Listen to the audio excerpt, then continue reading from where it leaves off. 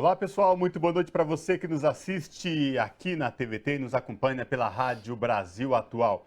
O Revista Brasil TVT começa agora comigo, Cosmo Silva, e com Ana Rosa Carrara. Boa noite, Ana Rosa. Boa noite, Cosmo. Boa noite também a quem nos acompanha.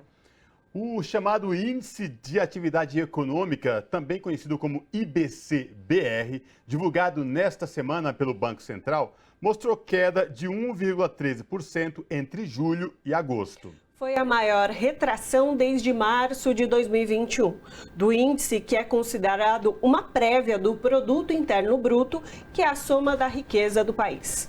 Esse índice contraria o discurso oficial usado na campanha eleitoral de recuperação econômica. O Revista Brasil TVT de hoje vai repercutir esse assunto, bem como os desafios e o futuro da educação pública no Brasil. Faltando uma semana para o segundo turno das eleições para presidente, a disputa pelo voto dos eleitores, principalmente os indecisos, promete se intensificar até a véspera do dia 30. No programa de hoje, a gente vai analisar a corrida eleitoral nesta semana decisiva e o crescimento fora de controle das mentiras falsas impulsionadas nas redes sociais.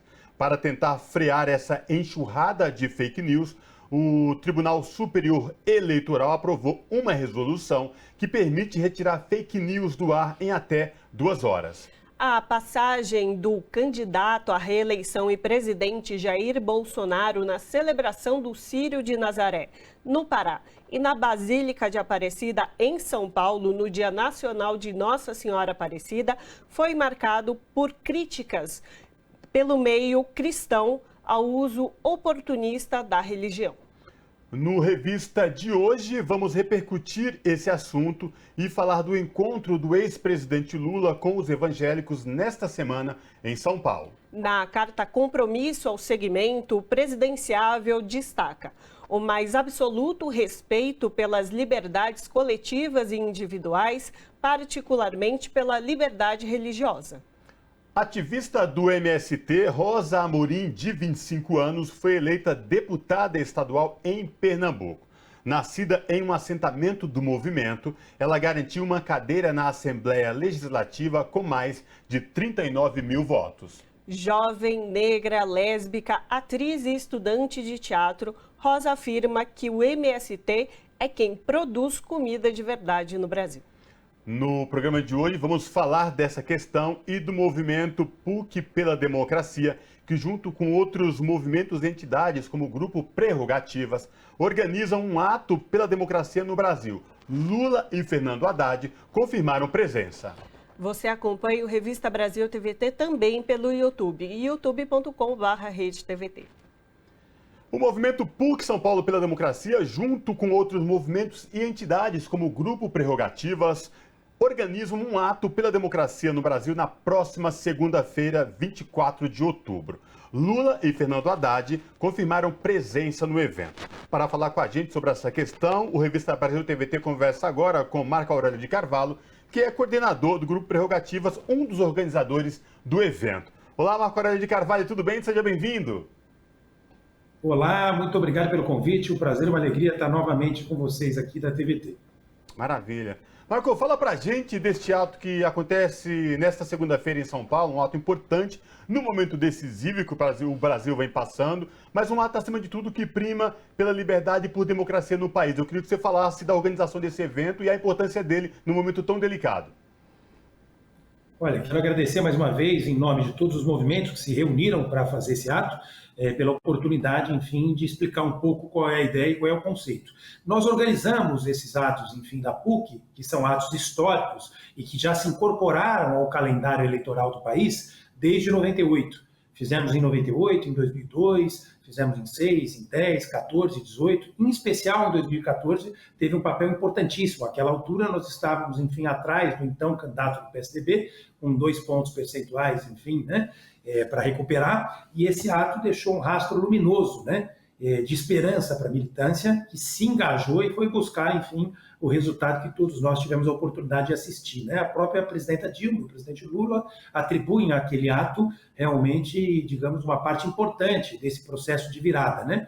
Claro que não é esse o caso, nós temos 5 pontos, enfim, à frente, né, do nosso adversário, uma vantagem consolidada, um cenário estável, temos uma perspectiva de ampliar, enfim, no Nordeste, mas a ideia é trazer, enfim, novamente, né, no coração de cada militante, a esperança é a responsabilidade de tentar, de alguma forma, alargar um pouco mais essa diferença, né? Esses atos, enfim, na PUC são, como eu disse, históricos e representativos da sociedade que a gente quer. Uma sociedade, enfim, antirracista, uma sociedade plural, diversa, e nós estamos lutando por isso, e isso vai estar presente no palco em cada uma das nossas atividades, que acontecerão dentro e fora do teatro, né? A nossa ideia é reunir milhares de pessoas, como nós fizemos, enfim, em 2014, como fizemos em 2018, e seguramente todos que puderem comparecer serão muitíssimo bem-vindos. Então, quero aproveitar esse espaço nobre de vocês, com essa audiência super qualificada, para pedir para as pessoas se engajarem, para chamarem os seus colegas, as suas colegas, enfim,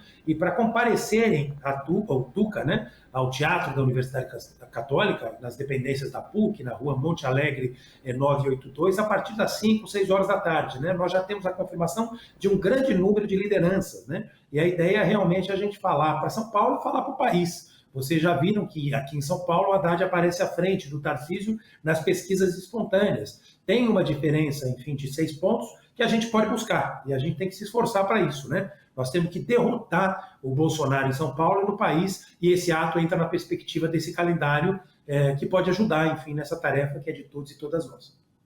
Você trouxe um histórico desse ato que já aconteceu em eleições anteriores, no pedido pela democracia, mas nessa eleição especificamente 2022, a gente tem visto que o debate sobre a garantia do Estado de Direito, democrático de direito, tem sido a tônica desde o primeiro turno e tem se intensificado. Nesse segundo turno, inclusive, a gente teve algumas aderências a esse discurso, a esse debate da garantia da democracia nessas eleições e no resultado dela.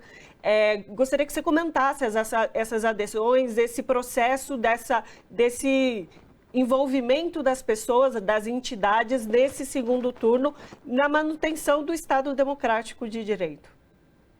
Olha, sua pergunta, como sempre, é muito inteligente. Veja, assim como em 2018, a escolha agora não é difícil. Ela já não era em 2018 e muito menos agora. Nós temos a luta da civilização contra a barbárie. E nós temos um desafio enorme para reconstruir e reconciliar o país. Nós temos que deixar de lado eventuais divergências, por mais profundas que possam parecer, com viés ideológico, para focar no que é fundamental. E o que é fundamental é defender um ambiente democrático onde essas divergências possam se contrapor. Nós precisamos continuar vivendo uma democracia que é o regime onde eu posso defender a minha posição, que pode, na verdade, ser oposta à oposição de quem quer que seja.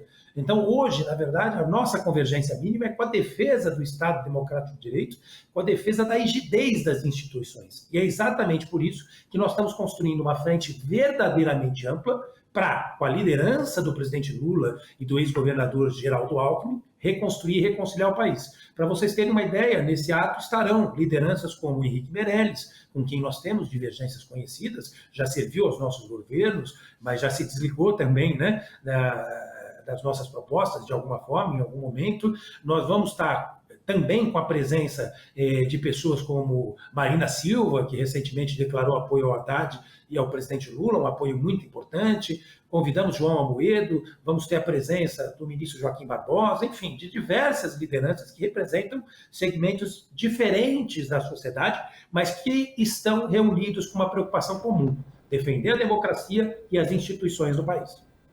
Marco, quando a gente fala em democracia, né, muita gente, quando eu falo muita gente, Marco, lá na ponta, o trabalhador assalariado, aquele cara que está na grande periferia, parece que é uma realidade muito distante. Mas para a gente falar para essa pessoa que ela compreender a importância de defender um Estado democrático, a gente toca num ponto importante, que democracia também é o direito de se alimentar dignamente 3 vezes por dia, o direito à saúde digna, o direito à educação, o direito de existir e poder ir sem nenhum problema, sem ser confundido na periferia, de tomar tiro porque está numa atividade suspeita. Eu queria, se você puder, por favor, de forma didática, traduzir esse conceito especificamente para a gente englobar de forma ampla e que a pessoa que está lá na ponta também se sinta parte desse processo, Marco. Olha, muito importante a sua pergunta. Na verdade, ela já carrega a minha resposta, né? A sua formulação, ela é perfeita, né? Na verdade, não existe uma sociedade democrática que não seja verdadeiramente antirracista. Não existe uma sociedade democrática que não seja verdadeiramente inclusiva. Nós temos um Brasil diverso e que tem que ser representativo dos diversos segmentos da nossa sociedade. E para você exercer de forma plena e efetiva a cidadania, para você existir como cidadão, os seus direitos têm que ser respeitados. E direitos básicos, direito à educação, direito à saúde, direito à segurança pública, o direito, na verdade, de comer, de sobreviver com dignidade, de ter acesso à cultura, de ter acesso, enfim, a condições básicas para uma vida digna, né?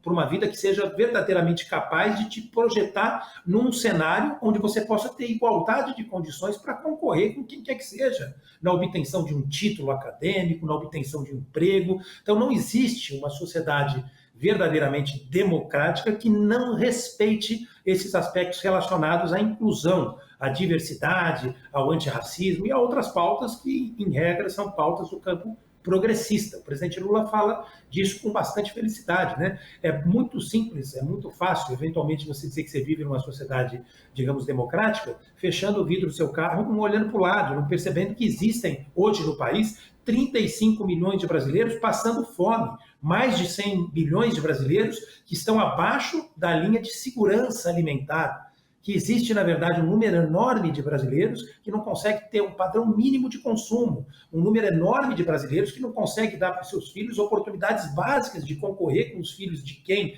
tem condições financeiras em questões como acesso à educação, como acesso à saúde e a tantas outras, digamos, e a tantos outros setores da sociedade, né? Segurança, enfim, e diversos outros setores, como eu falei agora há pouco. Então, a pergunta é muito inteligente, mas ela já carrega, na verdade, a resposta. É isso que a pessoa precisa compreender, né? É fácil dizer que nós vivemos numa sociedade democrática, né? E conviver, por exemplo, com o racismo, conviver com a fome, com a miséria que nos envergonha diante do Brasil e do mundo, né? Enfim, essa não é uma sociedade verdadeiramente democrática. Nós vivemos, no passado recente, em algo parecido, quando o ex-presidente Lula erradicou da fome e da miséria quase 40 milhões de brasileiros, quando gerou 22 milhões de empregos, quando promoveu o crescimento no país a taxas, inclusive, recordes, fazendo superávit primário em toda a série histórica dos seus 8 anos de governo e em toda a série histórica dos 12 anos, né, de Lula e Dilma, né? Antes da gente ser afetado pelas pautas bombas e pelo golpe que nos atingiu a todos, né? Enfim, então é muito fácil a gente simplesmente fechar os olhos e fingir que não consegue comparar essa sociedade que a gente tinha e essa sociedade que a gente tem, né? E, Marco Aurélio, falando do processo eleitoral em si, houve um questionamento sobre as urnas, sobre até mesmo o STF, o tribunal em si, mas, na verdade, as Forças Armadas que pediu para se fazer um trabalho sobre as urnas, fez esse trabalho e diz agora que só vai divulgar esse relatório que está feito depois do segundo turno. Que avaliação é possível fazer dessa conjuntura? Olha, isso é uma piada, né? As Forças Armadas, enfim, têm um papel claramente definido pela Constituição e tinham que respeitar esse papel e ficar nos limites estabelecidos por esse papel constitucional que lhes foi atribuído, né? E essa que é a grande questão. Infelizmente, eles acabam se metendo em absolutamente tudo e tem muito pouco ou nada a colaborar em muitas dessas coisas nas quais eles se metem, né? Agora, isso me lembra aquele sujeito que faz uma aposta na loteria que só quer pagar o bilhete se por acaso a aposta for a vencedora. Se os números forem, enfim, os vencedores, eu pago o bilhete. Se não forem, eu ponho no bolso e não vamos mais falar nisso. Então, a ideia, na verdade, só se manifestar depois tem relação direta com o resultado eleitoral. Se eles eventualmente ganharem, coisa que não vai acontecer, cada um de nós tem um papel de evitar, e evitaremos, mas se eles ganharem, argumentando tanto, né, como a gente diz no direito, só para argumentar, aí sim eles apresentam um relatório dizendo que o processo está correto, que eles corrigiram as falhas, colaboraram para corrigir. Se perderem, vão apresentar outro relatório. Eles têm 2 relatórios prontos, para ganhar ou para perder. Né? Agora, a gente sabe que eles vão apresentar o da derrota, que vão perder, e cada um de nós vai colaborar para que isso de fato aconteça. Porque a derrota do bolsonarismo é a derrota do fascismo e a derrota do obscurantismo em que o país mergulhou nos últimos anos. Isso é assustador, é impossível que as pessoas não enxerguem, né? A escolha, repito, nunca foi difícil, não era difícil em 2018 e continua não sendo em 2022. Por isso, por favor, vamos todos às ruas, nós precisamos, enfim, liderar esse processo, né, de conscientização. Eu não chamaria de vira-voto, nós estamos na frente, claro que temos que virar os votos que ainda não foram atribuídos ao nosso candidato, à nossa proposta, né? Enfim, mas nós temos que liderar esse processo de convencimento da população, mostrar que de um lado tem a civilização e de outro a barbárie, né?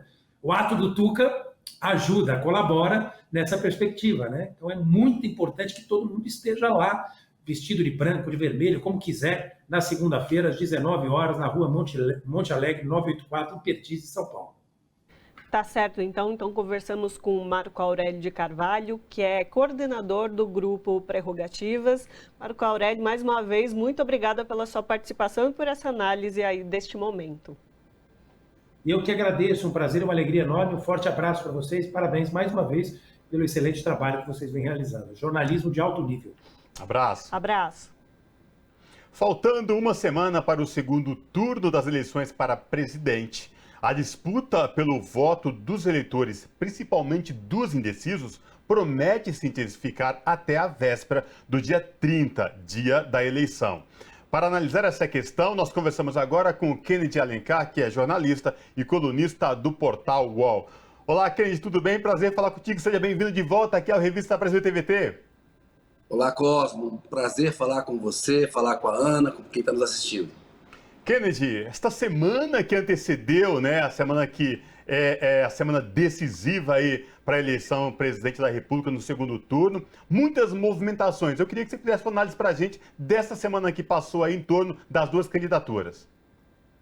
Cosmo, eu achei importante o Tribunal Superior Eleitoral tomar uma medida para apertar o combate às fake news e agilizar o combate às fake news nas redes sociais, em relação a um veículo de comunicação específico, que é a Jovem Pan, que vem sendo, desde sempre, né, uma empresa de difusão de fake news. Não é uma empresa jornalística, há jornalistas sérios que trabalham na Jovem Pan, mas, de modo geral, é uma empresa que negou a pandemia, né, defendia medicamento que não tinha efeito, e ela faz muito mal para o debate público brasileiro. Ela incita ódio no debate público brasileiro. Ela é um instrumento da extrema-direita, e especificamente do bolsonarismo. Então é uma semana que eu acho que o TSE tomou uma medida em face do que a gente viu em 2018 e está vendo agora. A máquina de fake news do Bolsonaro é algo impressionante. Isso, para mim, foi o mais importante da semana. Mostra uma disposição de vigilância do TSE. Vamos ver se eles vão confirmar isso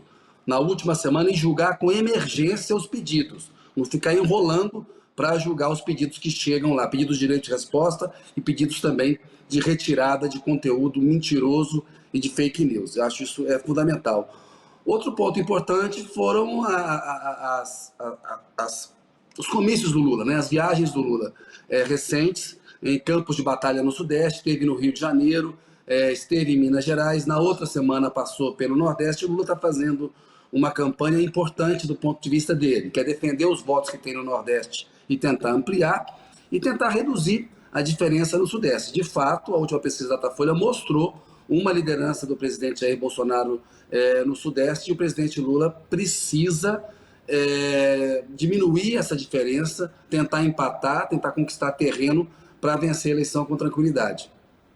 E, Kennedy, você já trouxe essa questão do TSE, da celeridade dos processos de fake news, e acontece que a ministra que tinha dado o direito de resposta a Lula na Jovem Pan, que você mencionou, ela retirou o direito, né, as inserções, o direito de inserções de Lula na mesma proporção. Que tipo de avaliação a gente pode fazer sobre essa ação da ministra de dar, depois retirar o direito de resposta, e também em relação a esse meio de comunicação que a gente sabe faz toda uma publicidade bolsonarista, como é a Jovem Pan? Você disse, há jornalistas respeitosos lá dentro, mas há também uma linha editorial que segue essa publicidade bolsonarista já há muito tempo. Ana, eu acho que a ministra errou, e o recuo dela é um erro, e acho que ela sentiu a pressão dessa campanha falsa de que havia uma censura contra a Jovem Pan. Nenhuma censura contra a Jovem Pan, e ela sentiu esse tipo de pressão e, para tentar demonstrar algum tipo de equilíbrio, jogou para o plenário da Corte, né? Espero que o plenário decida isso, tenha decidido isso com maior rapidez. Espero que quando esse programa tenha ido ao ar já tenha sido tomada uma medida, se não que tome da maneira mais célere possível, né? A gente viu ao longo da semana um fato que eu acho importante, que está inserido nesse contexto, que está em disputa no judiciário, que foi a decisão do ministro, presidente do TSE, ministro do STF, Alexandre de Moraes, em relação àquele episódio do Pintou um Clima com as meninas venezuelanas de 13 e 14 anos de idade, né? Eu acho que é preciso que a justiça permita que o PT e que os aliados do PT, os apoiadores do PT, façam a divulgação desse vídeo sem restrição nas redes sociais, desde que mostrando exatamente o que o presidente disse. Não precisa carregar nas tintas, não precisa colocar nada, basta colocar o que o presidente da República falou, porque ele, no começo da semana, ele fez um suposto pedido de desculpas ao lado da primeira-dama e da representante da oposição venezuelana no Brasil, que ele chama de embaixadora, mas é uma embaixadora fake, ela não é embaixadora. Ele fez um pedido de desculpas que a imprensa retratou. Olha, o Bolsonaro pediu desculpas. Eu disse que a imprensa errava ao tratar aquilo como um pedido de desculpas real e ajudava o Bolsonaro. Primeiro que um homem de 67 anos dizer que pintou um clima ao ver meninas de 13, 14 anos, aquilo tem cunho pedófilo. Está muito claro para mim, não há como negar. Depois, ele faz uma insinuação de que havia exploração sexual infantil na casa, na periferia de Brasília, no dia que ele de moto visitou essa casa. Isso é uma mentira, né? Então é difamatório. Ele também é preconceituoso quando ele fala que meninas que estavam se arrumando com 13, 14, 15 anos no sábado, meninas pobres, estavam se arrumando para quê? E ele disse em outro podcast, ganhar a vida, porque para o Bolsonaro, se as pobres se arrumam, elas são prostitutas, são putas, ou seja, é preconceituoso. Portanto, a gente tem um presidente machista, tem um presidente difamador e um presidente que deu uma declaração de cunho pedófilo, sim. Isso é importante que seja debatido no debate público, entendeu? Seja parte do debate público brasileiro, porque o Bolsonaro nivela o nível por baixo. A gente não precisa nivelar o nível por baixo, basta mostrar o que o próprio Bolsonaro diz a respeito das mulheres, a respeito dos pobres, a respeito dos homossexuais, a respeito dos negros, a respeito da sociedade brasileira como um todo. Para ficar muito claro que impedir a reeleição do Bolsonaro é a tarefa civilizatória da nossa geração. Cosmo e Ana.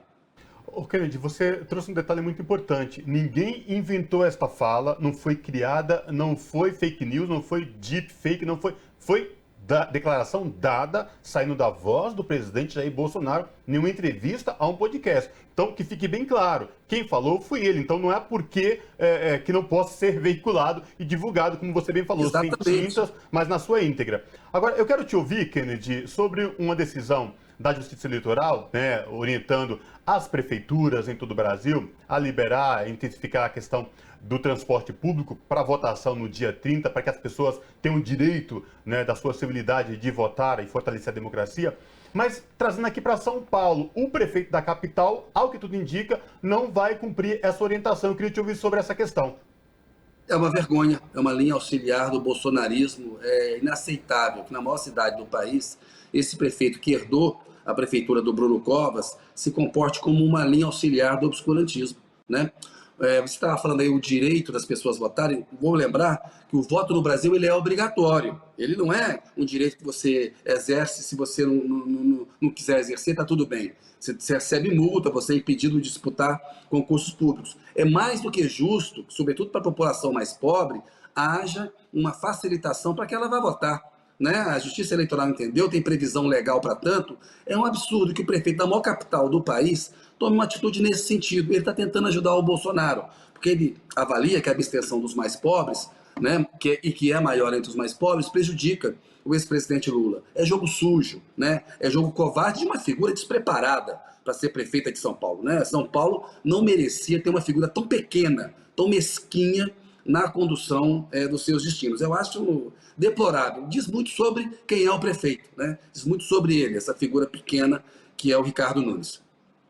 Para Kennedy, voltando àquele assunto de basta usar o que o Bolsonaro diz para entendê-lo e para entender qual que é os objetivos dele e do governo dele, foram divulgados nessa semana, foram rememoriados declarações que ele fez sobre o ditador paraguaio Alfredo Stroessner, né? Que ele elogia o ditador, um ditador que inclusive tem casos de pedofilia, envolvido em casos de pedofilia, e é notório e claro sempre o que Bolsonaro coloca, que é fã de uma das figuras que ele tem que ele é fã, né, que ele tem como ídolo, é o Brilhante Ustra, que foi um dos militares que foi condenado por tortura no período da ditadura militar, período esse também que Bolsonaro já falou diversas vezes que não teve assassinatos, que não teve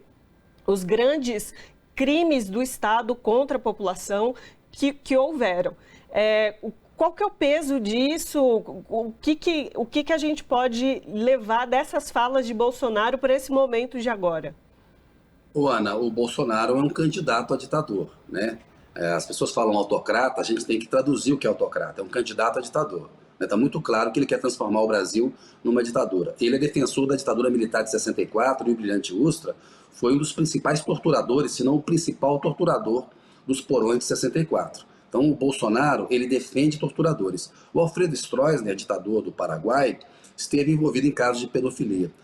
Tratar desses casos, né, é sempre delicado você, numa campanha eleitoral, entrar num debate desse tipo. No entanto, nós temos um presidente da República que diz que é defensor da família, dos valores cristãos, né? Ao mesmo tempo, ele mostra admiração por um ditador pedófilo, né? Ao mesmo tempo, ele dá uma declaração de cunho pedófilo. Portanto, aí há interesse público. O limite para você entrar num assunto delicado numa democracia é o interesse público, né? E tratar isso com seriedade. A gente não precisa carregar nas tintas. Basta mostrar o discurso de elogio do Bolsonaro ao Alfredo Stroessner. Basta mostrar o voto que ele dedicou a favor do impeachment da Dilma, homenageando o Brilhante Ustra, um torturador, sabendo que a Dilma havia sido torturada.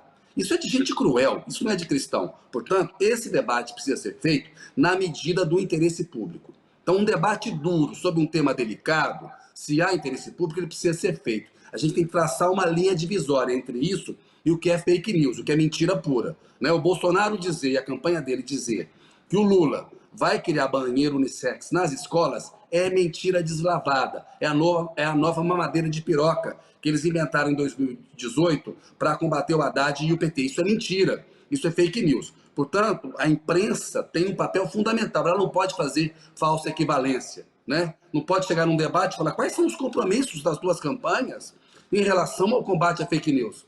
Tem uma campanha que faz fake news o tempo inteiro, tem outra que não. Qual é o compromisso dos dois candidatos em relação ao Supremo Tribunal Federal? Vocês não vão aumentar o número de ministros? Ora, o PT governou durante 8 anos com o Lula, 6 com a Dilma. Aumentou o número de ministros do Supremo? O Lula teve um habeas corpus dele negado e foi para a cadeia, e negado por ministro que ele indicou para o Supremo Tribunal Federal. Aí você faz essa pergunta para os dois, você está normalizando, você está fazendo uma falsa equivalência. Quem tem que responder se quer empacotar o Supremo, se quer aumentar o número de cadeiras, se quer invadir a prerrogativa de um outro poder, é o Bolsonaro, não é o Lula. O Lula já mostrou que não, já provou, não fez e não fará agora. O Lula é um democrata. Então a gente tem que ter isso muito claro na hora de fazer esse debate, diferenciar o que é fake news do que é um assunto delicado, sim, mas discutido sob o prisma do interesse público. Para mim, essa é a linha de corte e é preciso impedir a reeleição do Bolsonaro, sim, porque e a imprensa tem que ter muito claro isso, porque ela vai ser a primeira vítima, né? Ela ficou normalizando o Bolsonaro em 2018 e ainda passa pano. Falei que ele se desculpou no caso das meninas venezuelanas. Se desculpou uma ova, né? Ele disse, se as minhas palavras foram mal entendidas, porque elas foram tiradas do contexto, criaram constrangimentos, eu peço desculpa. Isso não é pedido de desculpa, não. Né? E a imprensa tem que ter muito claro o papel dela, porque faltam uma semana para a eleição. O que está em jogo é a democracia brasileira. Que país a gente vai ser a partir de 30 de outubro, Cosme e Ana? Kennedy, e essa última tua colocação a respeito da imprensa, de alguns colegas nossos, que fique bem claro, que tem que ter noção exatamente de que o quanto a nossa imprensa, né, de forma geral, né, e colegas não se dão conta disso, lá atrás passaram por isso e parece que tá tudo bem, né? E não se deu conta do que foi lá atrás esses 4 anos. Mas eu quero te ouvir agora. Oi. Só um minutinho, assim. Você viu o editorial do jornal O Globo criticando o Sérgio Moro porque ele foi ser papagaio de pirata e auxiliar do Bolsonaro no debate do UOL, da Folha da Banca e da Cultura? Eu estou querendo saber o editorial do Globo também, fazendo uma autocrítica sobre o apoio que deu ao Moro o tempo inteiro. Né? Que o Merval Pereira faça uma autocrítica sobre as colunas dos comentários que ele fez, que não diga que está provado que o Moro é linha auxiliar do Bolsonaro, né? A Rosângela Moro estava certa quando ela disse que quando olhava para o Moro e para o Bolsonaro via uma coisa só, né? O lavajatismo e o bolsonarismo, eles são irmãos da extrema-direita brasileira. A imprensa tem que ter isso muito claro. Eu estou aguardando a autocrítica do Globo, do Merval, em relação ao que falaram no passado. É importante, né? É importante que digam, já que cobram tanto o PT, né? E ficaram arrotando moralismo. São moralistas sem moral, né? O Moro é um moralista sem moral. Perfeito. Kennedy, rapidinho, nosso tempo está chegando ao fim, mas eu queria te ouvir agora, esta última semana decisiva, a disputa voto a voto, a tua avaliação, te ouvir sobre essa questão. Lula precisa falar muito para a juventude, para as mulheres e para o Nordeste. Né? Esses 3 segmentos do eleitorado são segmentos nos quais ele é mais forte, ele tem que reforçar a votação dele e manter terreno ali. E fazer a batalha em Minas Gerais, no Rio de Janeiro e no Sudeste. E bem no debate da TV Globo na próxima sexta-feira. Né? Isso é que o Lula precisa fazer. Da parte de vista do Bolsonaro, a gente pode esperar o quê? Aquela máquina de chegada de fake news, uma tentativa de trapacear na eleição, como ele tem feito, tem cometido um estelionato eleitoral, usando os instrumentos do Estado como nunca foram usados antes, né? Essa coisa de um auxílio que termina em dezembro, agora a notícia de que o Paulo Guedes não quer dar a correção para salário mínimo, que influencia, sim, as pensões que são pagas para os aposentados. Portanto, eu acho que é ter disposição, e da parte nossa aí na imprensa, é estar vigilante contra essa máquina de desinformação. O Bolsonaro tem um ecossistema de desinformação e ele coloca em risco a integridade da nossa democracia, do nosso sistema eleitoral. A gente tem que estar atento para isso. É papel da imprensa, né? Tratar os dois lados com dois ladismo agora, como se fossem 2 lados da mesma moeda, é falsa equivalência e é contribuir para o arbítrio, é contribuir para um candidato a ditador tentar virar o jogo. Acho que não vai conseguir, acho que será um placar apertado, né? Mas a gente tem que acompanhar, porque de fato as pesquisas mostram uma diminuição na diferença. O Lula é líder, mas há uma diminuição da diferença em relação ao Bolsonaro, Cosmiano. Inclusive, Kennedy, aquele editorial lá atrás de que a escolha era tão difícil, se mostrou que não era tão difícil assim, não é? Nunca foi tão difícil, né? Não era difícil em 2018 e não é difícil em 2002. É verdade. E essa última semana, então, intensificar a atenção desse momento, porque vai ser fortes emoções daqui até o dia 30. Então, a gente conversou com o Kennedy Alencar, que é jornalista e colunista do portal UOL. Kennedy, mais uma vez, muito obrigada pela sua participação conosco no Revista Brasil. Ana, eu que agradeço a você, ao pessoal do Revista Brasil, ao Cosmo, um abraço para todo mundo e até a vitória. Abraço, Kennedy. Abraço. A passagem do presidente e candidato à reeleição Jair Bolsonaro na celebração do Círio de Nazaré, no Pará, e na Basílica de Aparecida, em São Paulo, no dia de Nossa Senhora Aparecida, foi marcada por críticas no meio cristão ao uso oportunista da religião. Sobre essa questão, nós conversamos agora com o Gilberto Carvalho, que é diretor de formação da Escola do PT e do movimento Fé e Política da Igreja Católica. Gilberto Carvalho, seja bem-vindo, tudo bem? Prazer falar contigo. Oi, Cosmo, Ana, tudo bem? O prazer é todo meu e estou à disposição para essa nossa conversa. Maravilha. Gilberto, desde a participação do atual presidente Jair Bolsonaro e candidato à reeleição em movimentos nacionais de católicos importantes no calendário, Círio de Nazaré, lá no Pará, Basílica de Nossa Senhora Aparecida aqui, no estado de São Paulo, no dia da Padroeira do Brasil, vem gerando várias críticas do movimento por conta de usar a fé de forma oportunista nessa questão. Só que, para além disso, Gilberto, depois dessas participações de Bolsonaro, desses dois atos, o que nós vimos também foram vários ataques a representantes da Igreja Católica em momentos como celebração de missas, celebração de fé. Eu queria te ouvir sobre essa questão. Olha, Cosmo, essa ida do Bolsonaro a Belém e depois a Aparecida revelam uma triste postura de alguém que, na verdade, não tem nenhuma identidade religiosa, que tem uma identidade neofascista, que tem uma identidade da violência, que tem uma identidade de uma prática desumana, como nós vimos no governo, e que faz, nesse momento, um mero recurso eleitoreiro, pensando que vai enganar o povo, vestindo a roupagem de um católico da mesma forma como ele veste a roupagem de evangélico quando lhe convém. É uma triste figura, né, que contrasta muito com a postura do presidente Lula, por exemplo, que em nenhum momento se dispôs a ir a algum santuário ou alguma igreja evangélica em período eleitoral. Ele nos falou, me convidem a ir ao Círio de Nazaré, a Aparecida ou alguma igreja evangélica fora do período eleitoral.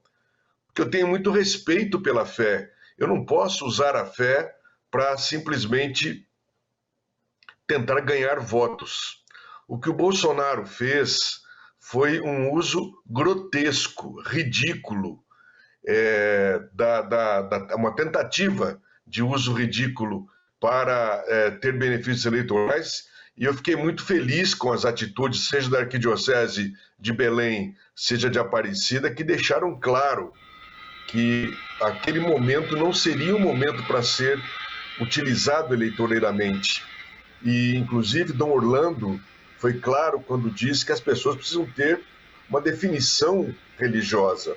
Se você é católico, se você é evangélico, se é espírita, se é de uma religião afro, a gente tem que respeitar. O que não pode é a pessoa ter uma posição que, na prática, nega os princípios cristãos e, na hora de tentar, quando juntam-se multidões, tentar se fazer de católico ou de evangélico para tirar proveito eleitoral. É mais uma página lamentável no triste percurso que esse cidadão tem feito na presidência da República. Nessa última semana que se passou, o grupo chamado Padres da Caminhada e Padres contra o Fascismo fizeram um manifesto contra Bolsonaro, contra essa ação dele de participar do Círio de Nazaré de forma eleitoreira, de participar do Dia da Padroeira do Brasil, Nossa Senhora Aparecida, lá na Basílica, também de forma eleitoreira. E, inclusive, os seus apoiadores criaram confusões ali, vamos dizer assim, no entorno da Basílica. E eles falam, inclusive, nesse manifesto de uma ação que profana o que é o cristianismo. Esse manifesto foi assinado por mais de 400 religiosos desses grupos e também bispos da Igreja Católica.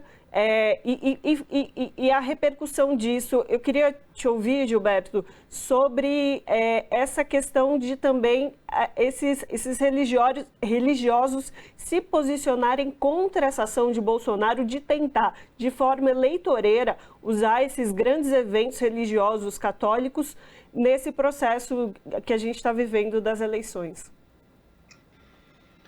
Felizmente, Ana, tanto a CNBB, que tem soltado notas muito claras a esse respeito, como esse movimento dos padres da caminhada, dos bispos também da caminhada, tem se insurgido corretamente contra essa tendência do Bolsonaro, e eles nos pediram, e nós realizamos, inclusive, na última segunda-feira, uma reunião deles com o presidente Lula, que foi uma reunião muito forte, né, onde eles vieram exatamente trazer o apoio a uma candidatura que fala da democracia, que fala da solidariedade, e a crítica a esse atual governo e essa tentativa triste de se reeleger usando esses elementos da fé.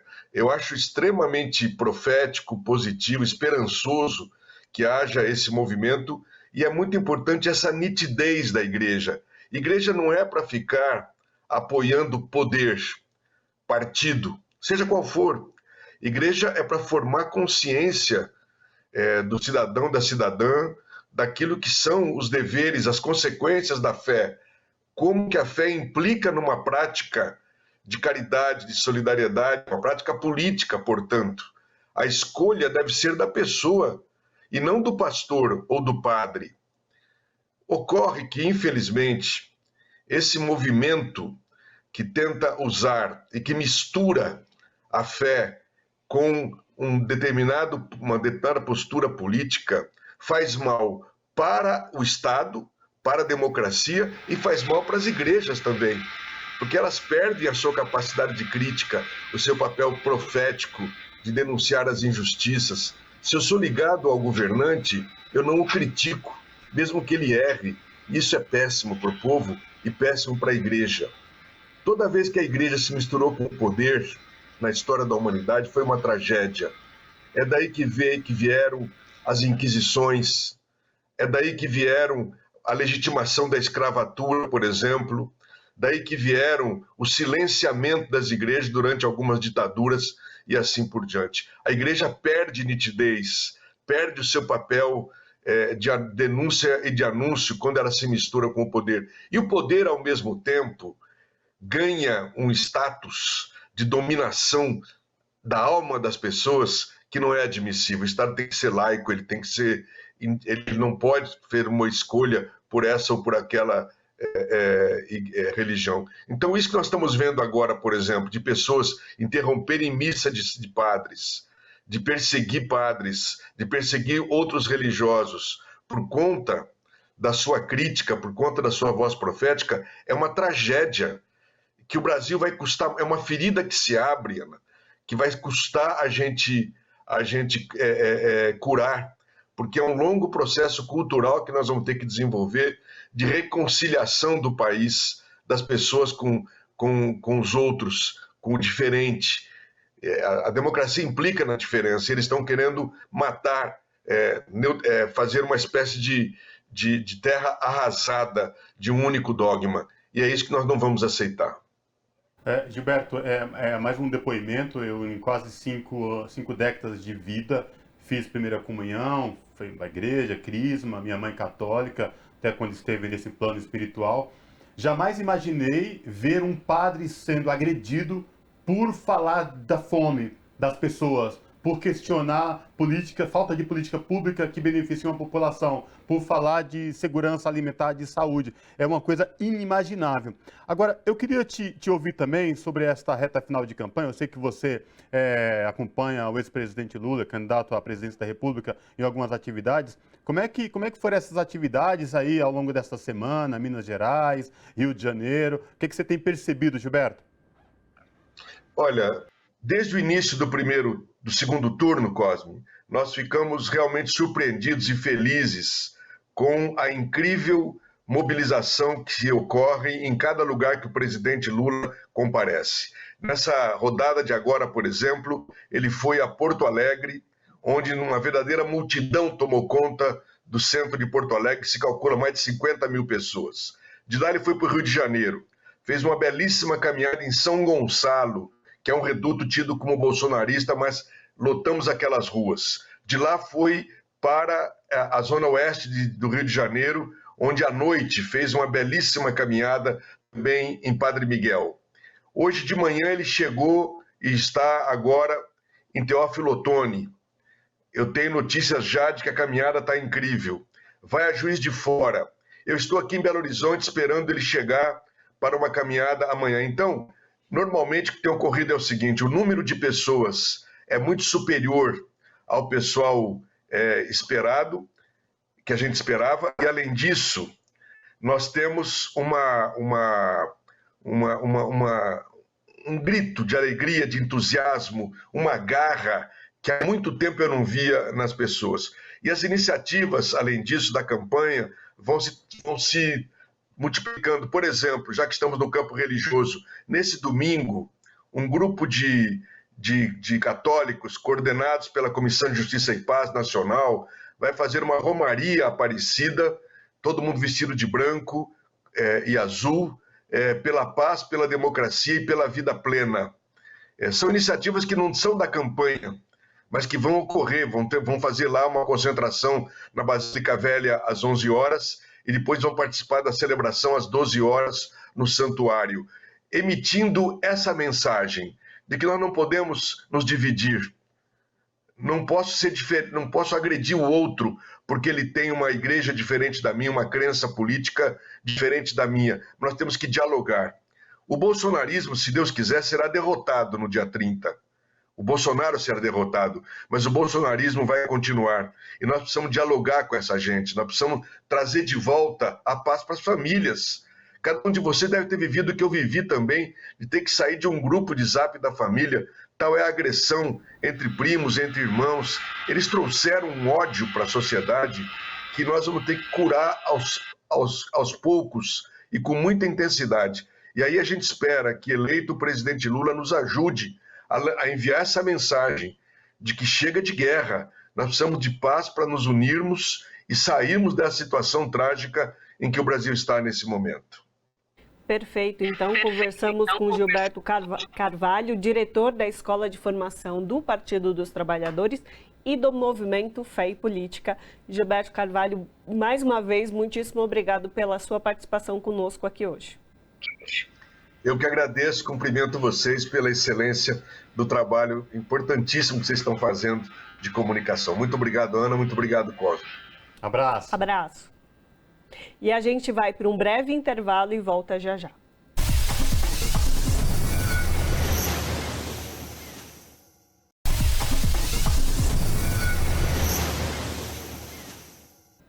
De volta com Revista Brasil TVT, aqui na TVT e também na Rádio Brasil Atual. Ativista do MST, Rosa Amorim, de 25 anos, foi eleita deputada estadual em Pernambuco. Nascida em um assentamento do movimento, ela garantiu uma cadeira na Assembleia Legislativa com mais de 39 mil votos. Jovem, negra, lésbica, atriz e estudante de teatro, Rosa afirma que é o MST quem produz comida de verdade no Brasil.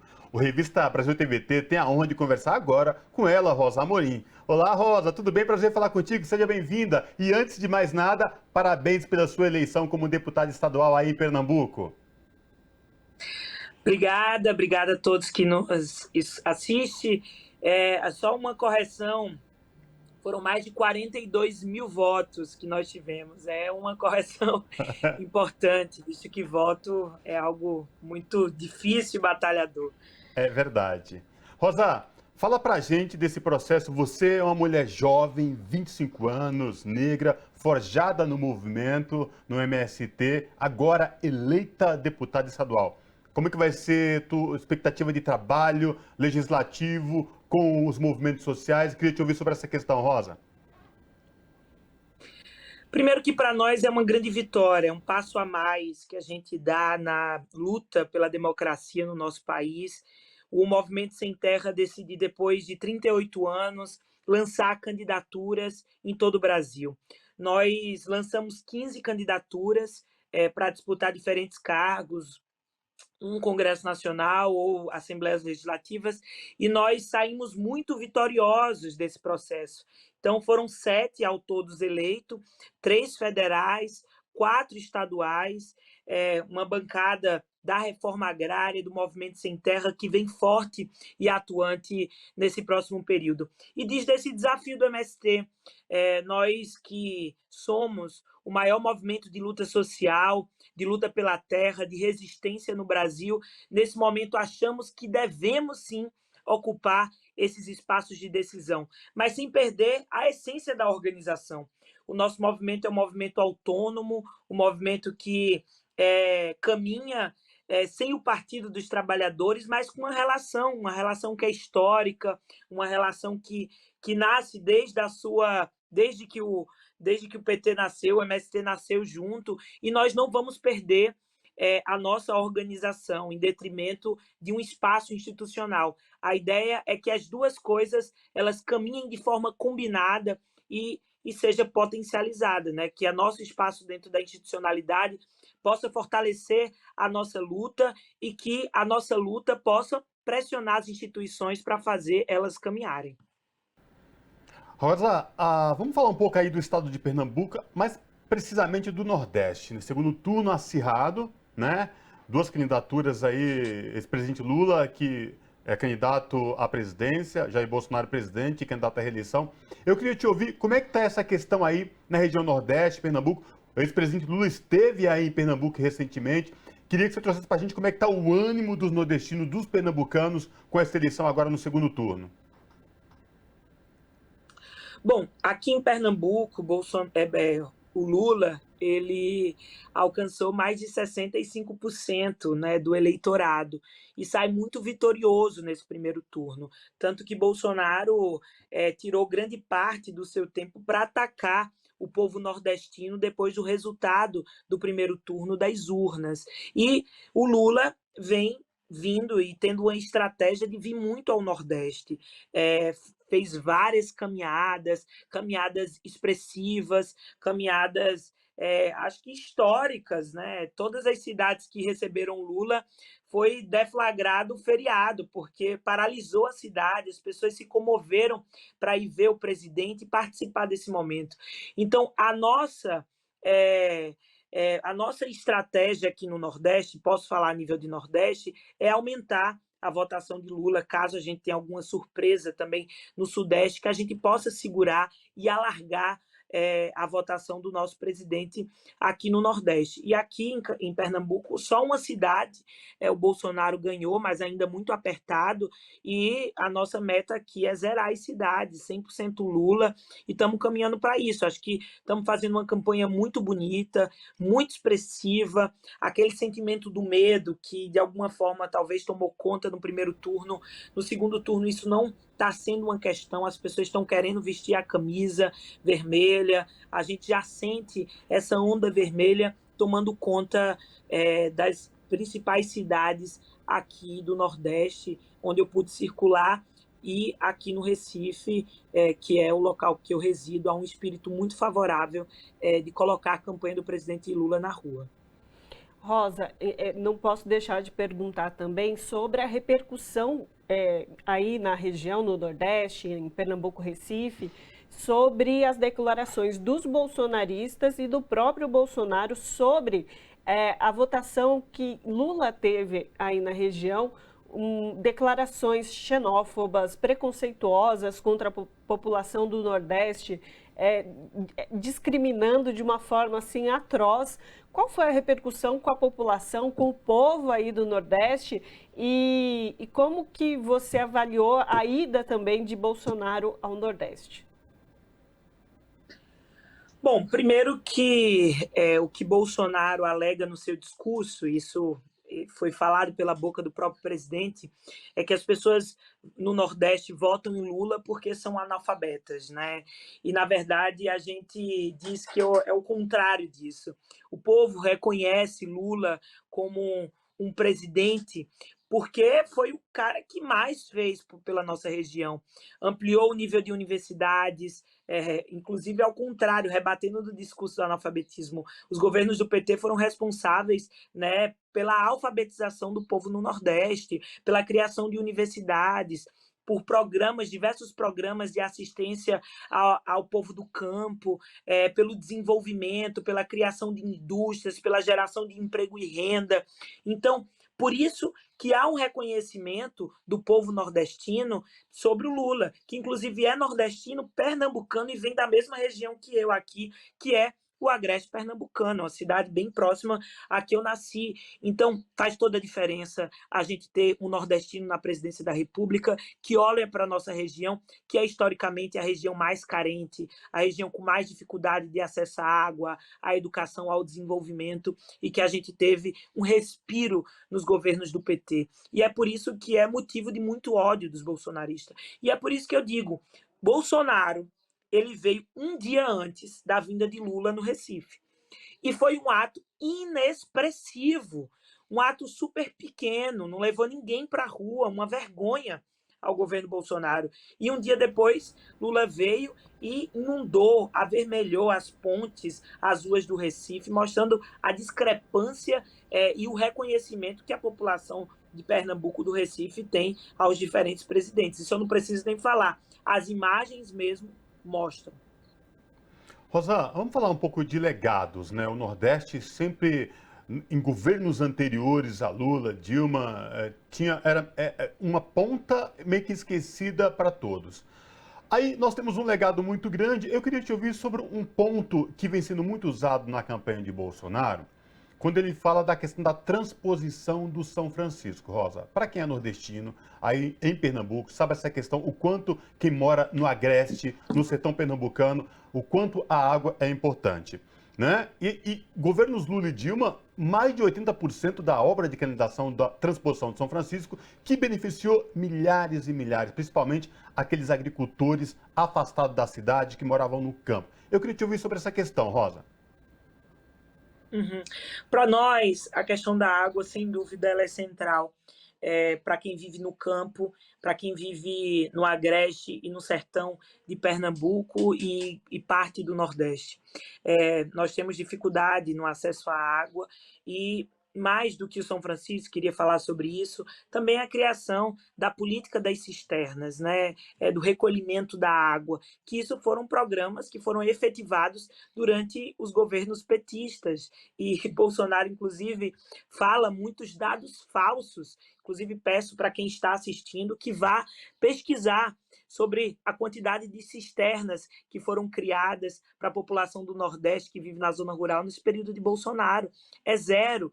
E ele fica querendo, né, pela inauguração, colocar a obra de São Francisco nas suas costas. Mas o povo nordestino reconhece e sabe, foram anos e anos de construção da transposição, que nesse momento, obviamente, também foi construídas com muitas contradições, com muitas falas positivas e negativas, mas eu acho que é importante, o povo reconhece que a transposição do São Francisco ela é importante para o processo, posso dizer assim, de democratização do acesso à água e ver o rio correr por diferentes vias e chegar àquela população agricultora rural, aquela população que precisa desse abastecimento para poder sobreviver. Uhum. Rosa, falando agora desse processo, agora segundo turno, nós temos uma semana até o pleito desse segundo turno, dia 30. Qual a sua expectativa dessa semana? O que você espera dela? Como você acredita que vai ser? Sua avaliação para essa semana futura que a gente vai ter de segundo turno de eleições. Bom, eu acho que nós estamos vivendo um segundo turno muito polarizado. Acho que as coisas não necessariamente estão dadas, muita coisa pode acontecer. Acho que as próprias pesquisas denunciam isso, de que a gente está num campo de acirramento, mas o que nós colocamos como desafio nosso é não sair para a rua, né? Eu acho que, enquanto movimentos populares, partidos políticos, nós estamos fazendo um grande movimento de diálogo com a população, de combate às fake news. Inclusive, grande parte do nosso tempo é tirado a combater as mentiras que são disseminadas pelo governo Bolsonaro, pela sua base. E nós temos 3 campos de atuação. Um campo que é nas redes sociais, nesse lugar de rebater as notícias falsas, as matérias falsas, mas também fazer um campo de disputa do projeto político que representa o projeto do presidente Lula. O nosso segundo campo de atuação é nas ruas, por meio dos comitês populares de Lula, por meio dos comitês populares de resistência. Foram milhares criados nesse período de campanha e nós estamos com eles nas periferias, nos espaços que é possível a gente ainda mudar a votação. E esses 2 campos de atuação e um terceiro, que é efetivamente no dia 30, a gente conseguir incentivar as pessoas a saírem de casa para ir votar no dia 30, exercer a democracia, que é muito importante, visto que uma parcela da população não se estimulou para ir votar e exercer a democracia no primeiro turno, e a gente acha e incentiva muito a participação política das pessoas para ir para as urnas votar. Maravilha, então, A gente te parabeniza mais uma vez pela sua eleição aí em Pernambuco, para a Assembleia Legislativa de Pernambuco. Então, conversamos com Rosa Amorim, que é do Movimento dos Trabalhadores e Trabalhadoras Sem Terra, e agora deputada estadual eleita pelo estado de Pernambuco. Muito obrigada pela sua participação conosco aqui hoje. Obrigada, até logo. Abraço. Quais os desafios e o futuro da educação pública no Brasil? Na última semana, o governo Bolsonaro anunciou mais cortes na educação, mas, depois de pressão dos estudantes e da sociedade civil, recuou. Para analisar o cenário atual da educação pública no país, o Revista Brasil TVT conversa agora com Cláudia Costin, que é diretora do Centro de Políticas Educacionais da FGV. Olá, professora Cláudia Costin, tudo bem? Prazer receber a senhora no Revista Brasil TVT. Olá, Cosmo. Olá, Ana. É um prazer falar com vocês e com a audiência do TVT. Maravilha. Professora, a gente fala tanto da questão da educação no país, né?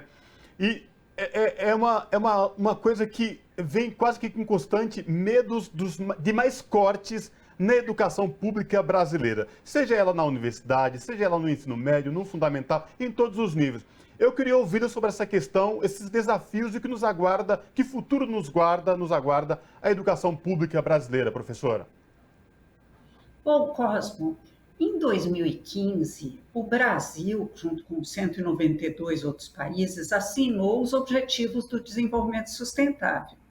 E um deles, o ODS 4, refere-se à educação. E ele estabelece que agora nós não vamos mais só lutar por colocar todos na escola. Essa tarefa já deveria estar concluída em 2015. E, de fato, no Brasil, nós conseguimos concluir a oferta de acesso ao ensino fundamental para todas as crianças e adolescentes. No entanto, ainda não concluímos no que se refere ao ensino médio e a oferta de educação infantil, tampouco cumprimos o que está estabelecido no nosso Plano Nacional de Educação, que é garantir acesso à pré-escola para todas as crianças de 4 e 5 anos. Então, já começamos a ter um desafio daquilo que nós não cumprimos do anterior. Mas, além disso, eles vão mais longe. No ODS 4, a gente fala de educação de qualidade. Qualidade, no contexto do ODS 4, significa que todos aprendam. Não basta estar na escola, precisa aprender o que é esperado para cada série. E que todos concluam. E aí nós estamos com problemas, inclusive no Fundamental 2, nos anos finais do Fundamental. Infelizmente, uma parte dos alunos não conclui. Só 78% dos adolescentes concluem o Fundamental 2 com até 2 anos de atraso da idade correta para terminar.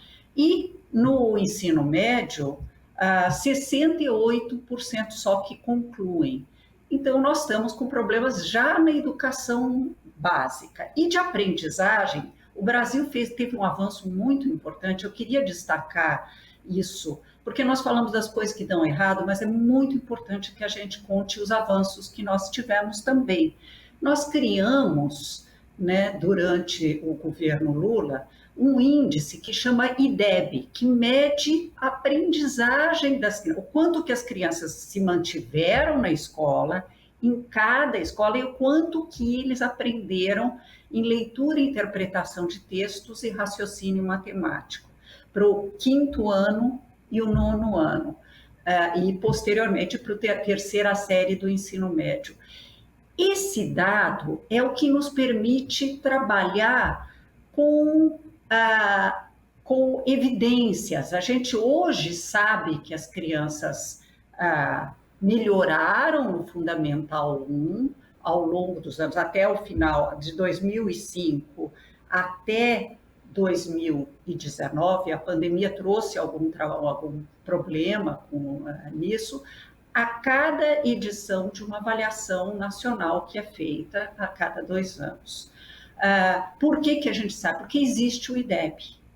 E a gente sabe, no entanto, que nos anos finais foram só nas 5 últimas edições que nós tivemos melhora, até antes da pandemia, e que no ensino médio foi só em 2019, quando finalmente aqui essa coorte de alunos que estava lá atrás chegou no ensino médio, que nós tivemos alguma melhora, mas ainda estamos num patamar baixo.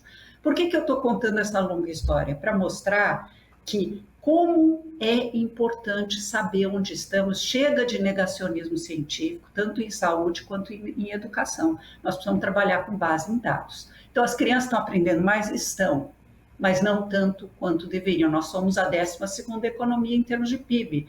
Não podemos nos ficar satisfeitos com uma educação básica desse tipo.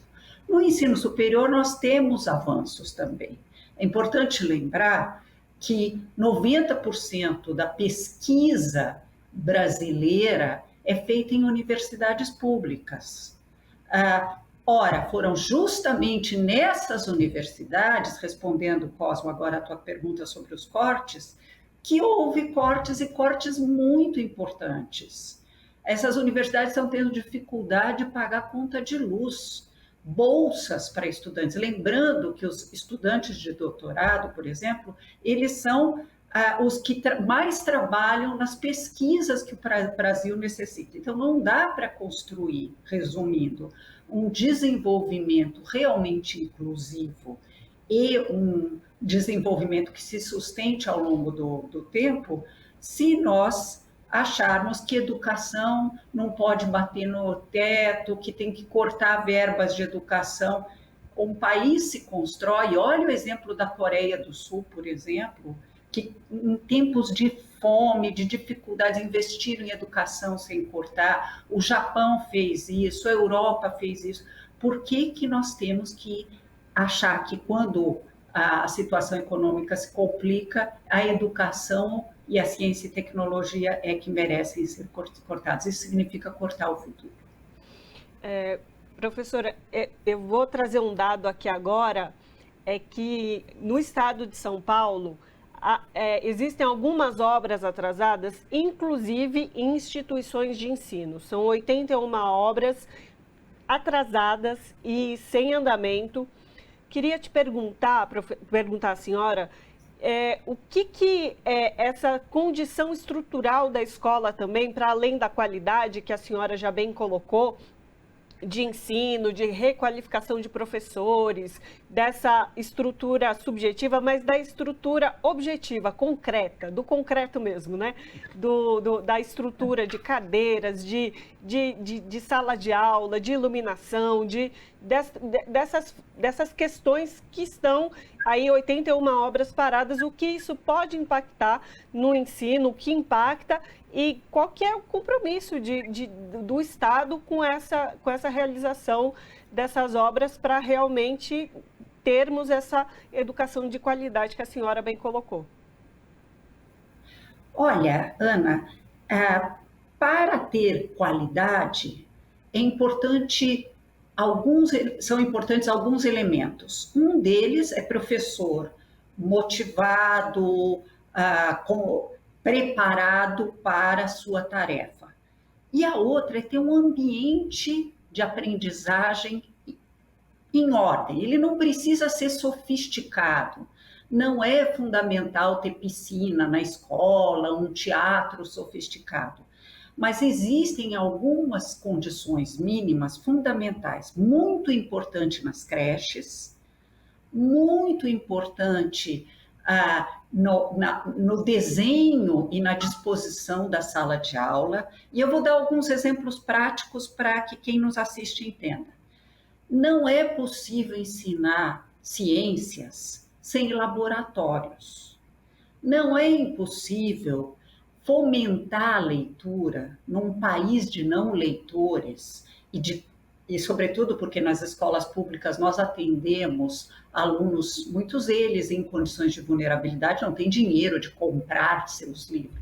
Se nós não tivermos salas de leitura, bibliotecas equipadas, preparadas. E no século XXI, essas bibliotecas têm que ter, para além de livros, computadores, livros eletrônicos que nos permitem nos conectar com o mundo.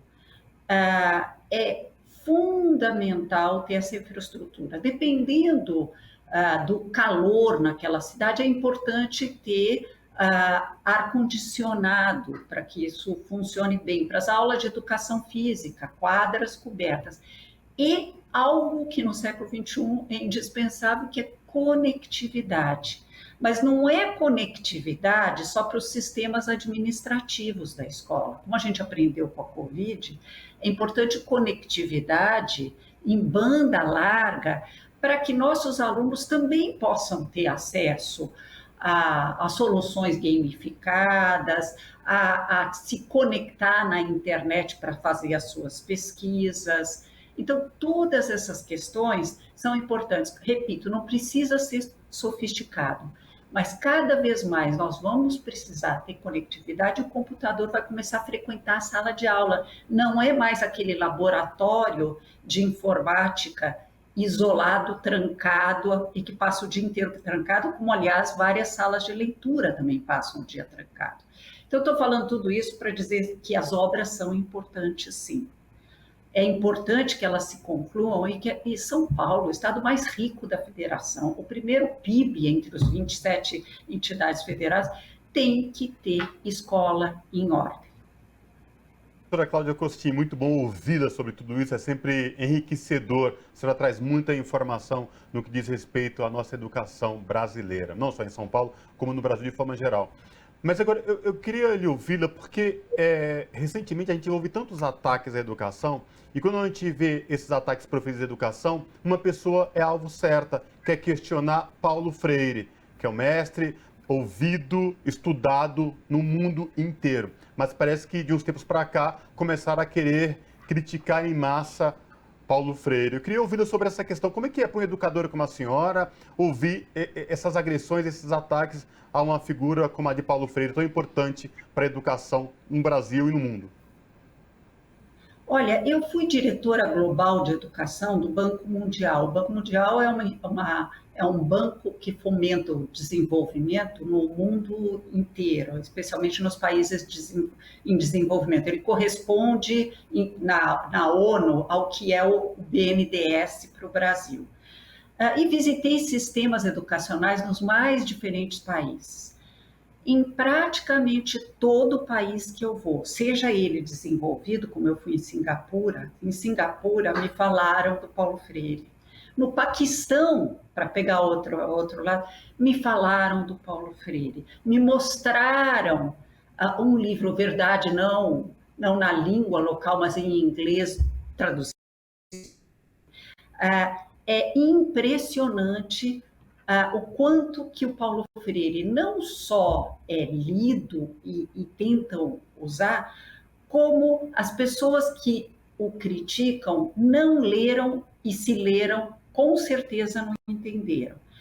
E ele fala de coisas muito importantes para o momento atual. Nós vivemos a quarta revolução industrial, em que a inteligência artificial substitui trabalho humano, poste de trabalho humano, numa velocidade sem precedentes na história, inclusive aqueles que demandam competências cognitivas básicas.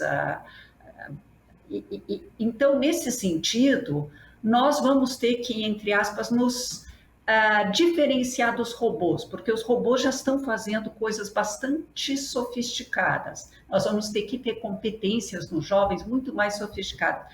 Quando a gente olha a literatura internacional, os países têm bons sistemas, o que eles estão fazendo, como eles estão formando jovens para nos diferenciar dos robôs? Fomentando pensamento crítico. O robô não sabe ter nem criatividade, nem pensamento crítico. O que preconiza Paulo Freire? Fomentar o pensamento crítico, que não quer dizer adotar uma ideologia A, B ou C. Põe em xeque o que você está lendo, reflita sobre o que você está lendo ou o que você está aprendendo, aprofunde as análises. Inclusive, ele coloca a importância de formar o professor num diálogo entre teoria e prática. Ele usa o termo praxis como a prática com reflexão.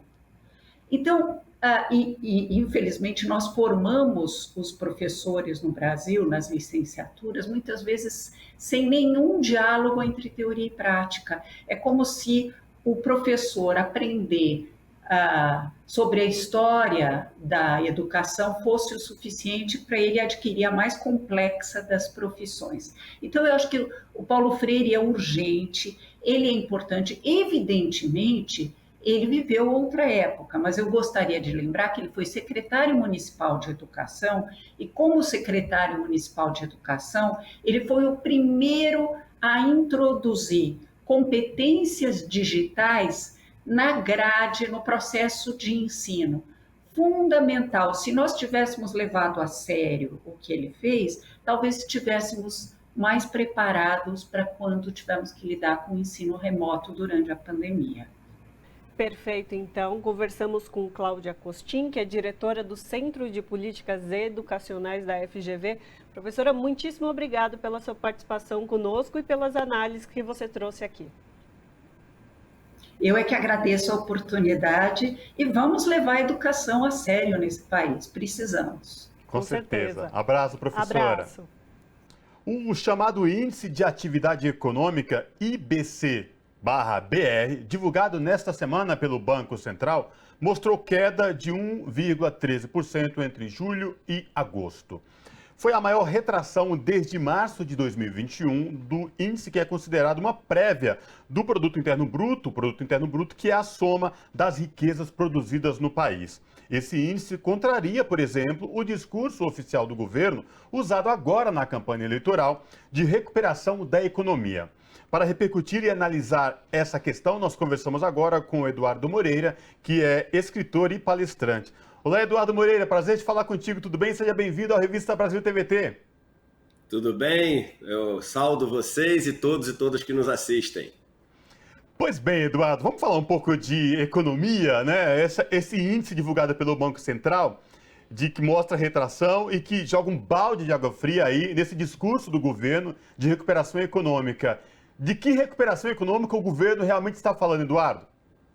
Bem, vamos lá. É importante a gente colocar as coisas em perspectiva. O Brasil começa esse ano entre 180 países analisados pela ONU no ranking que eles fazem, sendo a expectativa de crescimento número 178, somente à frente de Mianmar e Guiné Equatorial, dois países bem pequenininhos. Sabendo que isso seria assim algo mortal para a campanha, para a reeleição do Bolsonaro, o governo entrou com o maior pacote eleitoreiro de tentativa de compra de votos através de medidas eleitoreiras ali, que não só o Brasil já viu, mas que o mundo já viu. Hoje foi atualizado a cifra e mais de 60 bilhões de reais já foram colocados para tentar trazer o voto das pessoas para a reeleição, em programas que duram muito pouco. Então, por exemplo, o auxílio emergencial, só até ali o final do ano, exatamente para trazer voto para a eleição, o programa de ajuda para os caminhoneiros, motoristas de aplicativos,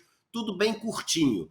Quando esse dinheiro foi jorrado, né, isso acabou prejudicando as expectativas de crescimento dos próximos anos da economia, porque você gastou um dinheiro que vai fazer muita falta no futuro. E está tudo sendo gasto agora de uma maneira descoordenada, sem nenhum tipo de planejamento, para as pessoas poderem entender. Imagina um paciente.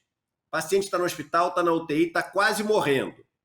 O médico ele pode tomar conta, né, da doença e dar o remédio que vai curando as causas da doença. O paciente vai demorar um pouco mais para se curar, mas ele vai ficar bom. Ou ele pode chegar e dar uma injeção de adrenalina no peito do paciente, o paciente vai dar um suspiro, vai parecer que está bem só para quem entrou no quarto naquela hora e depois vai cair morto. O que o Bolsonaro escolheu foi matar o paciente, mas dar uma impressão, né, ele, Guedes, dá uma impressão de que o paciente estava bem logo antes da eleição. O plano que eles tinham na cabeça era que isso durasse até logo depois da eleição, mas foi tão frágil que o negócio não chegou até a eleição. E nesse IBC, que é a prévia do PIB, né, do quanto a nossa economia está crescendo, A gente já teve para o mês de agosto, porque ele é assim, com 2 meses de antecedência, a maior queda desde março de 2021. Ou seja, foi um crescimento que foi um suspiro. É menos do que o tal do voo de galinha que eles costumam falar. E agora a gente tem uma expectativa de crescimento horrorosa para o ano que vem. O mercado espera 0,5% só de crescimento para o ano que vem.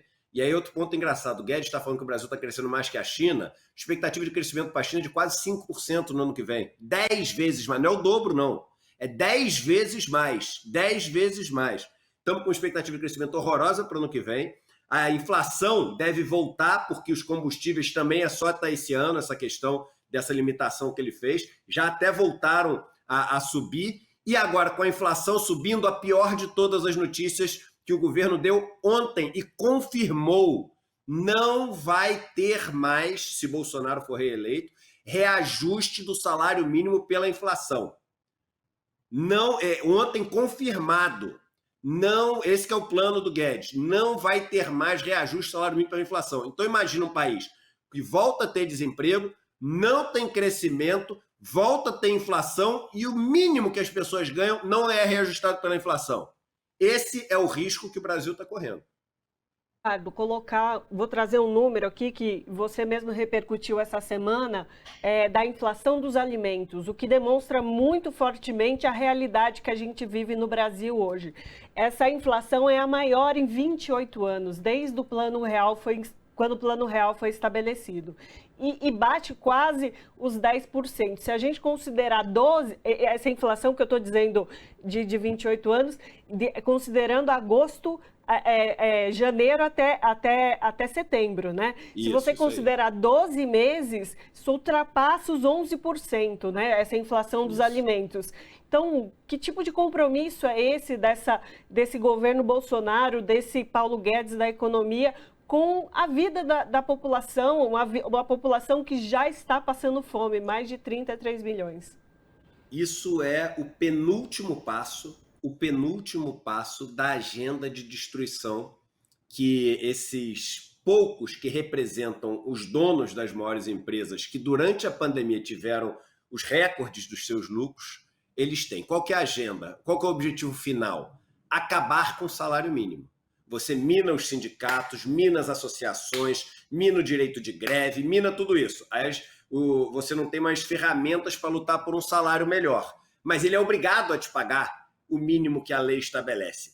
Aí ele fala o seguinte, caramba, mas como é que eu faço para conseguir tirar essa última barreira? Eu tenho que acabar com o salário mínimo. Aí ele vai acabando aos poucos. Então, primeiro ele tira o aumento real, que foi o que eles fizeram. Aí depois que ele tira o aumento real, ele tira o reajuste da inflação. E aí depois ele tira o salário. Só que é importante a gente fala muito aqui, TVT, né, TV dos Trabalhadores, mas meu irmão e minha irmã, vocês que são aposentados, estamos falando de quase 30 milhões de pessoas no Brasil. É na veia. É na veia. Para quem é aposentado ou aposentada, essa é a pior notícia que poderia surgir nos últimos tempos. Porque a gente tem no Brasil mais de 95% das pessoas que são aposentadas ganhando até 3 salários mínimos. Olha que loucura o que a gente está falando. A gente está falando de... eu fiz uma simulação, se o Guedes tivesse feito isso no começo do mandato do Bolsonaro, o salário mínimo hoje seria em torno de R$120 menor do que é. 10% abaixo. Olha o que a gente está falando, gente. Pergunta para alguém que vive com um salário mínimo, se você tirar hoje 10% do salário dele, se não vai fazer falta. Ele vai falar, não é que não vai fazer falta, vai ser um desastre. Você ganha 3 salários mínimos, é o seguinte, a gente já está falando de quase R$500. Então é muito dinheiro, gente. É muito dinheiro, entendeu? Realmente é uma notícia. Que bom que vazou. Porque aí quem votar em Bolsonaro sabendo disso, pelo menos sabe, né, do que espera. Né? Mas o último ponto, desculpe. Você tem no Brasil 5.500 municípios. Mais de 4.000 municípios têm como renda dos aposentados da cidade mais dinheiro que chega na cidade do que o fundo de participação dos municípios. Se essa lei de Guedes passar, e se Bolsonaro fosse reeleito, passaria, ele não vai ser reeleito, mas se fosse reeleito, passaria, Por quê? Porque eles têm agora maioria na Câmara, né? Esses municípios iam viver um desastre na sua economia local. Porque na veia ali, então não vai ter dinheiro para o cara comprar a coxinha no bar, o pastel, não vai ter para comprar o biquíni, a camisa, para comprar o móvel, nada. Porque você pega e você mata a economia local, que tem como principal receita essa receita que vem das aposentadorias que as pessoas que moram na cidade ganham. Eduardo, esse dado que você trouxe é muito importante, porque pega, além dos trabalhadores que estão na ativa, dessa grande faixa de aposentados no Brasil, e que hoje, mesmo com esse alarde do governo federal de que a economia está crescendo, esta população não consegue ver o resultado disso na gôndola do supermercado. Alimentos muito acima, não consegue. E já essa diferença já é sentida no carrinho todo mês, diariamente. Ou seja, teve uma pequena camuflagem aí nessa questão dos combustíveis, mas na ponta, para o trabalhador assalariado e nessa faixa que você bem se referiu, isso ninguém vê diferença. As pessoas estão passando fome. Essa necessidade é real. Como é que lidar com tudo isso num momento tão delicado como esse? E aí, ouvir da equipe econômica do governo federal, Eduardo, é que estamos em recuperação econômica. Mas que PIB é esse? É aquele tal, o PIBinho que muitos costumavam falar lá atrás, mas que PIB é esse, Eduardo? Só tem duas alternativas, né? Ou o governo não tem a menor ideia do que está acontecendo no país, já é uma alternativa muito ruim, né? Ou ele sabe e não se preocupa. Não tem uma terceira alternativa, porque a realidade as pessoas sabem. A realidade é só você sair na rua aqui em São Paulo, pode ser até na luz do dia, se sair à noite é pior. Ninguém nunca viu tanta gente dormindo. Isso se repete no Brasil inteiro. Os jovens estão todos se formando sem ter emprego. Hoje em dia no Brasil você perde o emprego com 45 anos de idade. Antigamente você conseguia uma recolocação em 2, 3 meses. Hoje você não consegue em 2, 3 anos. 2, 3, muita gente esperando há 2, 3 anos para conseguir uma recolocação. Então o cara falar que a economia está bombando, além de mostrar desconhecimento, é um desrespeito, é uma insensibilidade ao que vive o país. Eduardo, trazer também uma outra questão aqui que tem a ver com tudo isso, sobre essa população que está vulnerabilizada, que é o crédito consignado do auxílio emergencial. Você repercutiu isso antes mesmo, cantou essa bola antes mesmo dela vir à tona, dela ser realidade, e agora a gente está nessa última semana da eleição pré-segundo turno das eleições, no dia 30, e há toda uma celeuma aí a ser tratada sobre esse crédito consignado. Queria que você pudesse falar dele, fazer a sua análise sobre isso, sobre essa questão que o governo Bolsonaro coloca. As pessoas que recebem esse auxílio, elas vão se endividar cada vez mais, é isso mesmo? É isso mesmo, e o problema é o seguinte: você está endividando essas pessoas que, se perderem o auxílio lá na frente, tem uma dívida para pagar. Você está, olha que loucura, pegando um dinheiro que essas pessoas precisariam ter mês a mês, porque você come todo dia, não dá para comer tudo que eu tenho que comer hoje, para guardar para os próximos 3 meses eu não comer. A gente tem que comer todo dia, por isso que o auxílio ele tem que cair todo mês na conta das pessoas. Você está tirando o que vai cair nos próximos 2 anos, está cobrando com o banco público, a Caixa Econômica Federal está cobrando 50% de juros ao ano, 50% de juros ao ano, e com isso quase metade do auxílio emergencial, que era para parar na mão das pessoas mais pobres, sabe onde é que está parando? Aqui, ó, nessa direção, na Faria Lima. Na Faria Lima. Então, o governo e o Guedes conseguiram uma maneira de transferir quase metade do auxílio emergencial para os donos de bancos. É até onde dá para chegar a maldade. Em uma população que já está terrivelmente endividada. Dados recentemente mostram o quanto essa população está endividada. Ou seja, essa população não vê e nem vai ver luz no fim do túnel. É isso mesmo, Eduardo? Enfim, dá para ver a luz no fim do túnel se no dia 30 de outubro agora a gente tirar o Bolsonaro do poder, porque não é que tudo vai melhorar. Mas se você tiver uma mudança, você pode apontar para a direção certa. Tem uma frase que eu gosto muito que é o seguinte: não necessariamente toda mudança te leva para um lugar melhor, mas se você quer ir para um lugar melhor, você precisa da mudança. É impossível a gente continuar com o Guedes e esperar, né, uma mudança no rumo econômico do Brasil. Pelo contrário, A notícia de ontem, já confirmada por ele, é que as coisas fiquem ainda mais duras, ainda mais apertadas para quem é trabalhador ou aposentado no Brasil. Tá certo, então conversamos com Eduardo Moreira, que é escritor e palestrante. Eduardo Moreira, muitíssimo obrigada pela sua participação e toda essa análise que você nos trouxe aqui hoje no Revista Brasil. Tá bom. Um abraço, gente. Tchau, tchau. Abraço.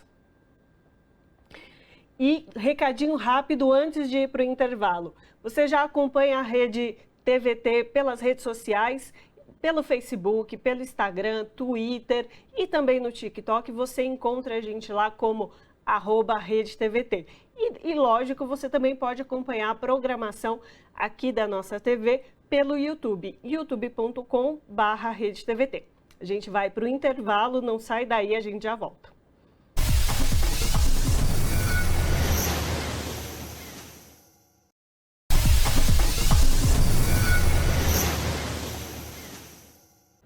De volta com Revista Brasil TVT, aqui na TVT e também na Rádio Brasil Atual. Nesta semana, o ex-presidente Lula participou de um encontro com evangélicos em São Paulo. Em uma carta compromisso ao segmento, o presidenciável destacou o mais absoluto respeito pelas liberdades coletivas e individuais, particularmente pela liberdade religiosa.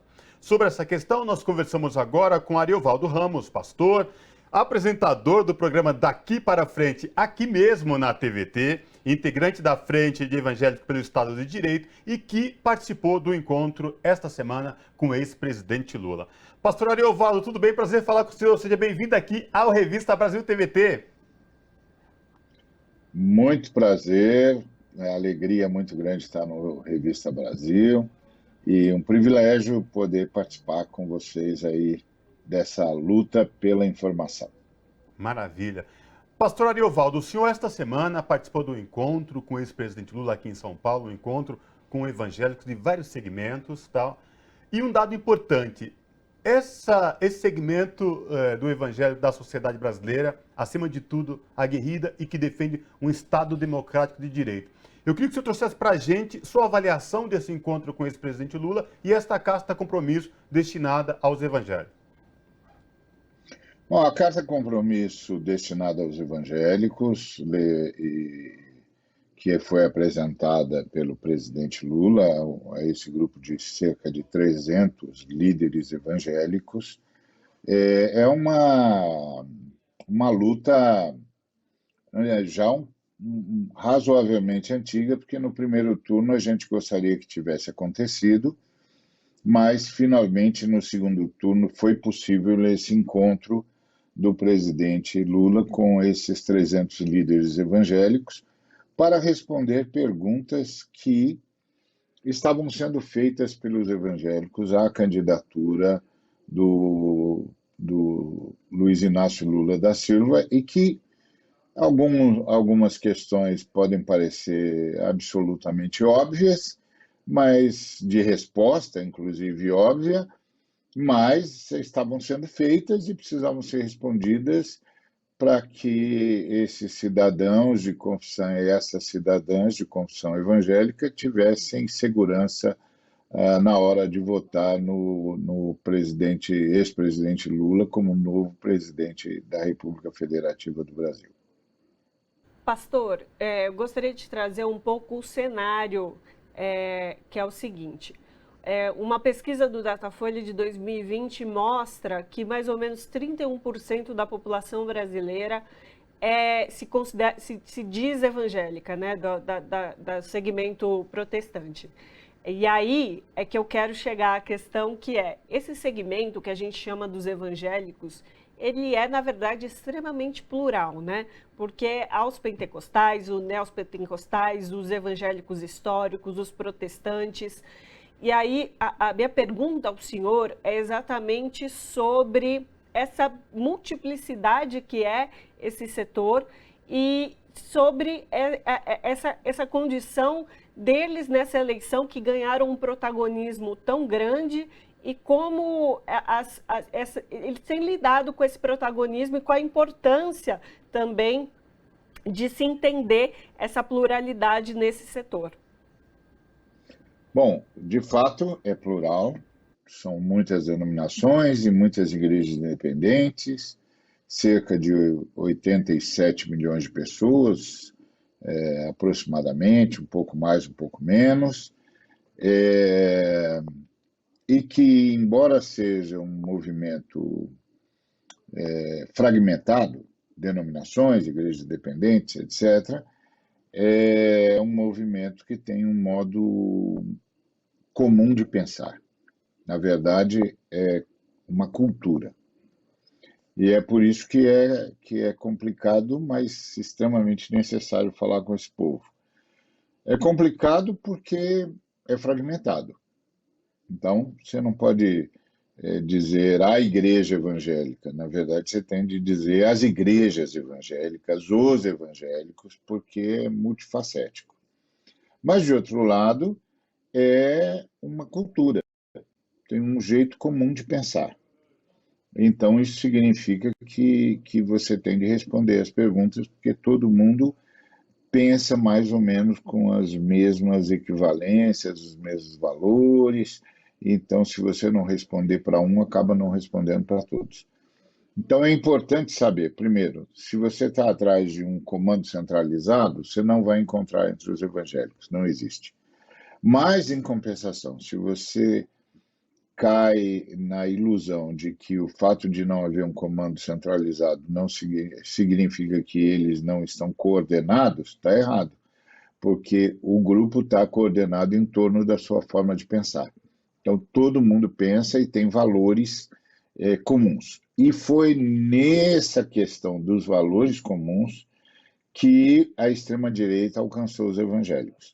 Então, daí surgiu as perguntas que foram levadas ao presidente Lula. Eu fui uma das pessoas que levei essas perguntas e levei a ele e a sua equipe a consciência da necessidade de respondê-las.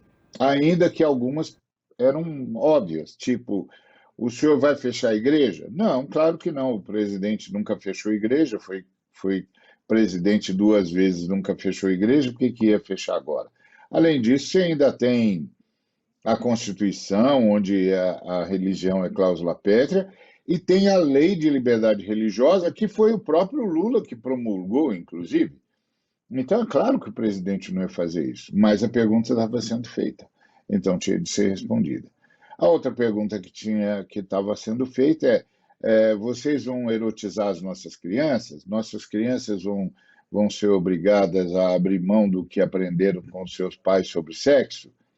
Não, claro que não. O Estado não vai fazer isso. A educação sexual do Estado é para formar uma consciência de autoproteção da criança e não para destruir qualquer base familiar. Não, a resposta é não, mas a pergunta estava sendo feita, então tem de responder. Outra coisa o governo Lula vai usar a escola para doutrinar ideologicamente as nossas crianças, de modo que as nossas crianças vão ter de pensar do jeito que o governo quer? Não, claro que não. O governo brasileiro, o governo do Lula, como foi no passado, vai ser novamente um governo democrático, republicano, todo mundo tem direito às suas opiniões, todo mundo tem livre expressão da sua fala, da sua opinião, do seu pensamento, mas a pergunta estava sendo feita e tinha de ser respondida.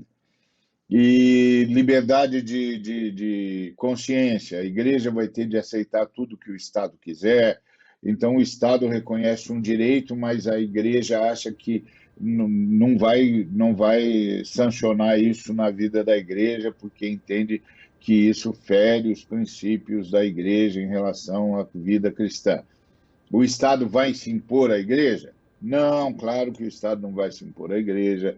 A liberdade de culto no Brasil é cláusula pétrea, mas a pergunta estava sendo feita, tinha de ser respondida. Isso gerou a carta, que é uma carta feita a partir da campanha do presidente Lula e que, na minha opinião, foi bastante satisfatória e respondeu as perguntas dos evangélicos, inclusive para tirar do pessoal qualquer tipo de medo qualquer tipo de receio, porque o presidente Lula, nessa carta, mais uma vez demonstrou que é um democrata e, mais uma vez, sustentou a sua fé, a sua crença na liberdade de expressão, na liberdade de culto, no respeito à família, no respeito aos valores morais, etc, etc. E a outra pergunta era a questão das drogas. E o presidente respondeu que sim, vai continuar lutando contra as drogas, vai trabalhar para que os jovens sejam mantidos longe das drogas. Então, na minha opinião, foi uma carta que respondeu a perguntas básicas, algumas até óbvias, como eu já disse, mas feitas pelos evangélicos e que tinha de responder, porque é a pergunta que a maioria dos evangélicos fez para se preparar para as urnas. Então, eu tenho certeza que a resposta foi satisfatória e que muita gente, por causa disso, vai votar no presidente Lula como futuro presidente do Brasil. Pastor, a questão que eu quero te fazer agora é a seguinte: Bolsonaro não se declara uma pessoa religiosa, nem evangélica, nem católica, ele não se apresenta por nenhuma dessas denominações, mas sim a sua esposa, Michele Bolsonaro. Em um culto da sua igreja, onde isso repercutiu na imprensa, ela utilizou ali do culto para dizer que o momento político que estamos vivendo não era uma guerra política, mas uma guerra espiritual, levando aí o debate para dentro da igreja e colocando a igreja como inserida num determinado lugar, num determinado posto que ela coloca dentro desse embate eleitoral. Gostaria de ouvir o senhor sobre essas declarações da primeira-dama, né, como ela fez isso, e também que isso incide ali nos fiéis da igreja. Pois de verdade o Bolsonaro é um Frankenstein, é um monstro, ele feito de várias partes e acaba não formando coisa nenhuma. É isso mesmo, religiosamente falando, ele é um Frankenstein. Só que ele é um Frankenstein que tentou e usou a igreja evangélica para os seus objetivos mais reprováveis, mais escusos, inclusive convencendo a igreja evangélica ao negacionismo e levando muitos evangélicos à morte, porque obedecendo o presidente não tomaram vacina, não se cuidaram e morreram. A Michele continua fazendo a mesma coisa. A diferença da Michele é que a Michele, de fato, tem uma história evangélica e se confessa como tal e é reconhecida como tal. Mas o que ela está fazendo é basicamente o que o Frankenstein, o marido Frankenstein que ela tem, estava fazendo, que é usar a igreja parcialmente. Que o problema não é política, que políticos todos nós somos e todos nós fazemos políticas de todas as formas. O problema é partidário. A igreja não pode ser tratada como um curral eleitoral ou como um apêndice de um partido, seja ele qual for. Não pode. E é isso que eles estão fazendo. Então, a dona Michele está usando de uma lógica realmente evangélica, que é a lógica da batalha espiritual, para transformar a igreja evangélica numa seguidora cega de uma ideologia atrelada a um partido e a esse Frankenstein que ocupa a presidência do Brasil. Então, na prática, ela está fazendo a mesma coisa.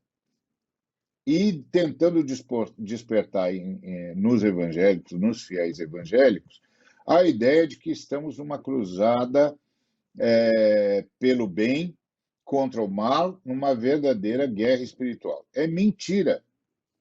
É mentira. Nós estamos numa luta pela democracia.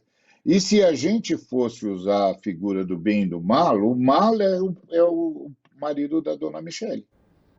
O marido da dona Michele é um Frankenstein, e o Frankenstein é um monstro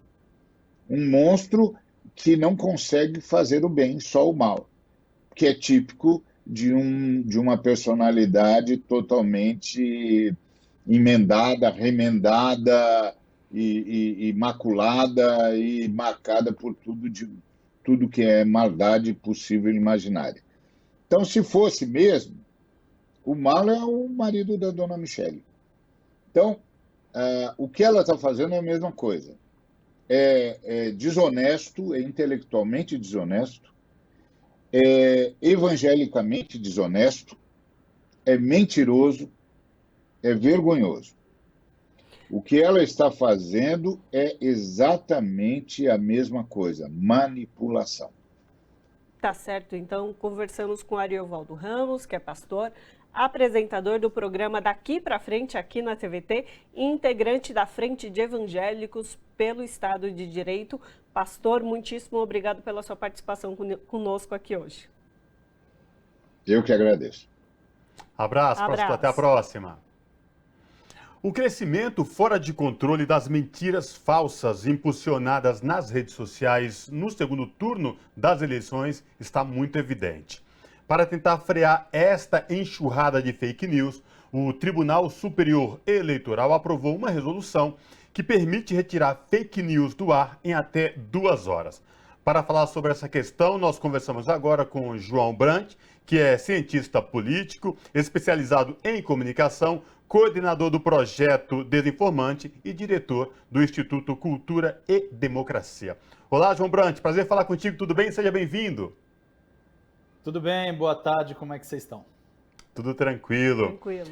João, vamos falar um pouco deste segundo turno, quanto de notícias falsas, vem sendo propagadas, algo que chegou a assustar, né? Em um dia, por exemplo, mais de 1000 notícias sendo propagandeadas em várias plataformas. Queria te ouvir sobre essa questão e mais.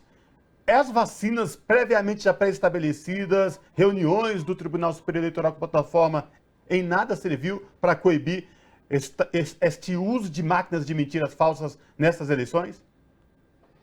Pois é, Cosmo, essa é a questão que ficou ressoando, né? A gente viu antes do primeiro turno a questão das fake news. Ela tinha uma ocorrência significativa, mas eu diria ainda em baixa frequência. A gente não estava vendo a enxurrada de fake news que a gente esperava ver, mas na virada, já nas vésperas do primeiro turno e depois no segundo turno, o crescimento foi gigantesco. Nós temos levantamentos mostrando isso. Tem levantamentos que mostram que não só esse crescimento foi grande, mas como também a parte de... Estou aqui com crianças tentando entrar no meio da gravação, então é sempre um pouquinho conturbado. Fica tranquilo. Mas não só a quantidade, mas também a gravidade, né, dos ataques. São ataques. As mentiras se acumulam, elas se tornam mais graves, e o que a gente viu é que o acordo do TSE com as plataformas são acordos muito limitados. A sociedade civil já vinha denunciando isso e chamando a atenção principalmente para o seguinte: olha, o TSE está muito preocupado com as fake news contra as urnas em relação à discussão do sistema eleitoral, mas a discussão de fake news contra candidatos vai correr solta e as plataformas não aumentaram os compromissos em relação ao que aconteceu em 2018. Houve avanço, houve algumas ações importantes, houve ações que as próprias plataformas tomaram, às vezes, por exemplo, no caso do WhatsApp, para aumentar o que eles chamam de fricção, ou seja, diminuir a facilidade de viralização, mas em termos dos acordos eles foram realmente muito limitados. E agora a gente está colhendo um pouco os frutos disso e essa resolução do TSE busca corrigir uma parte dos problemas. João, gostaria de perguntar agora sobre uma dinâmica do processo eleitoral que é a seguinte: no final de semana, no sábado, na sexta e no sábado, não é permitido mais se fazer a campanha oficial desse processo eleitoral, só de forma silenciosa, mas não há, por exemplo, as inserções na TV, no rádio, esse tipo de informação oficial. Mas há uma preocupação de que exatamente nesse hiato, nessa véspera da eleição, né, do pleito, em que as fake news se propagam de forma absurda.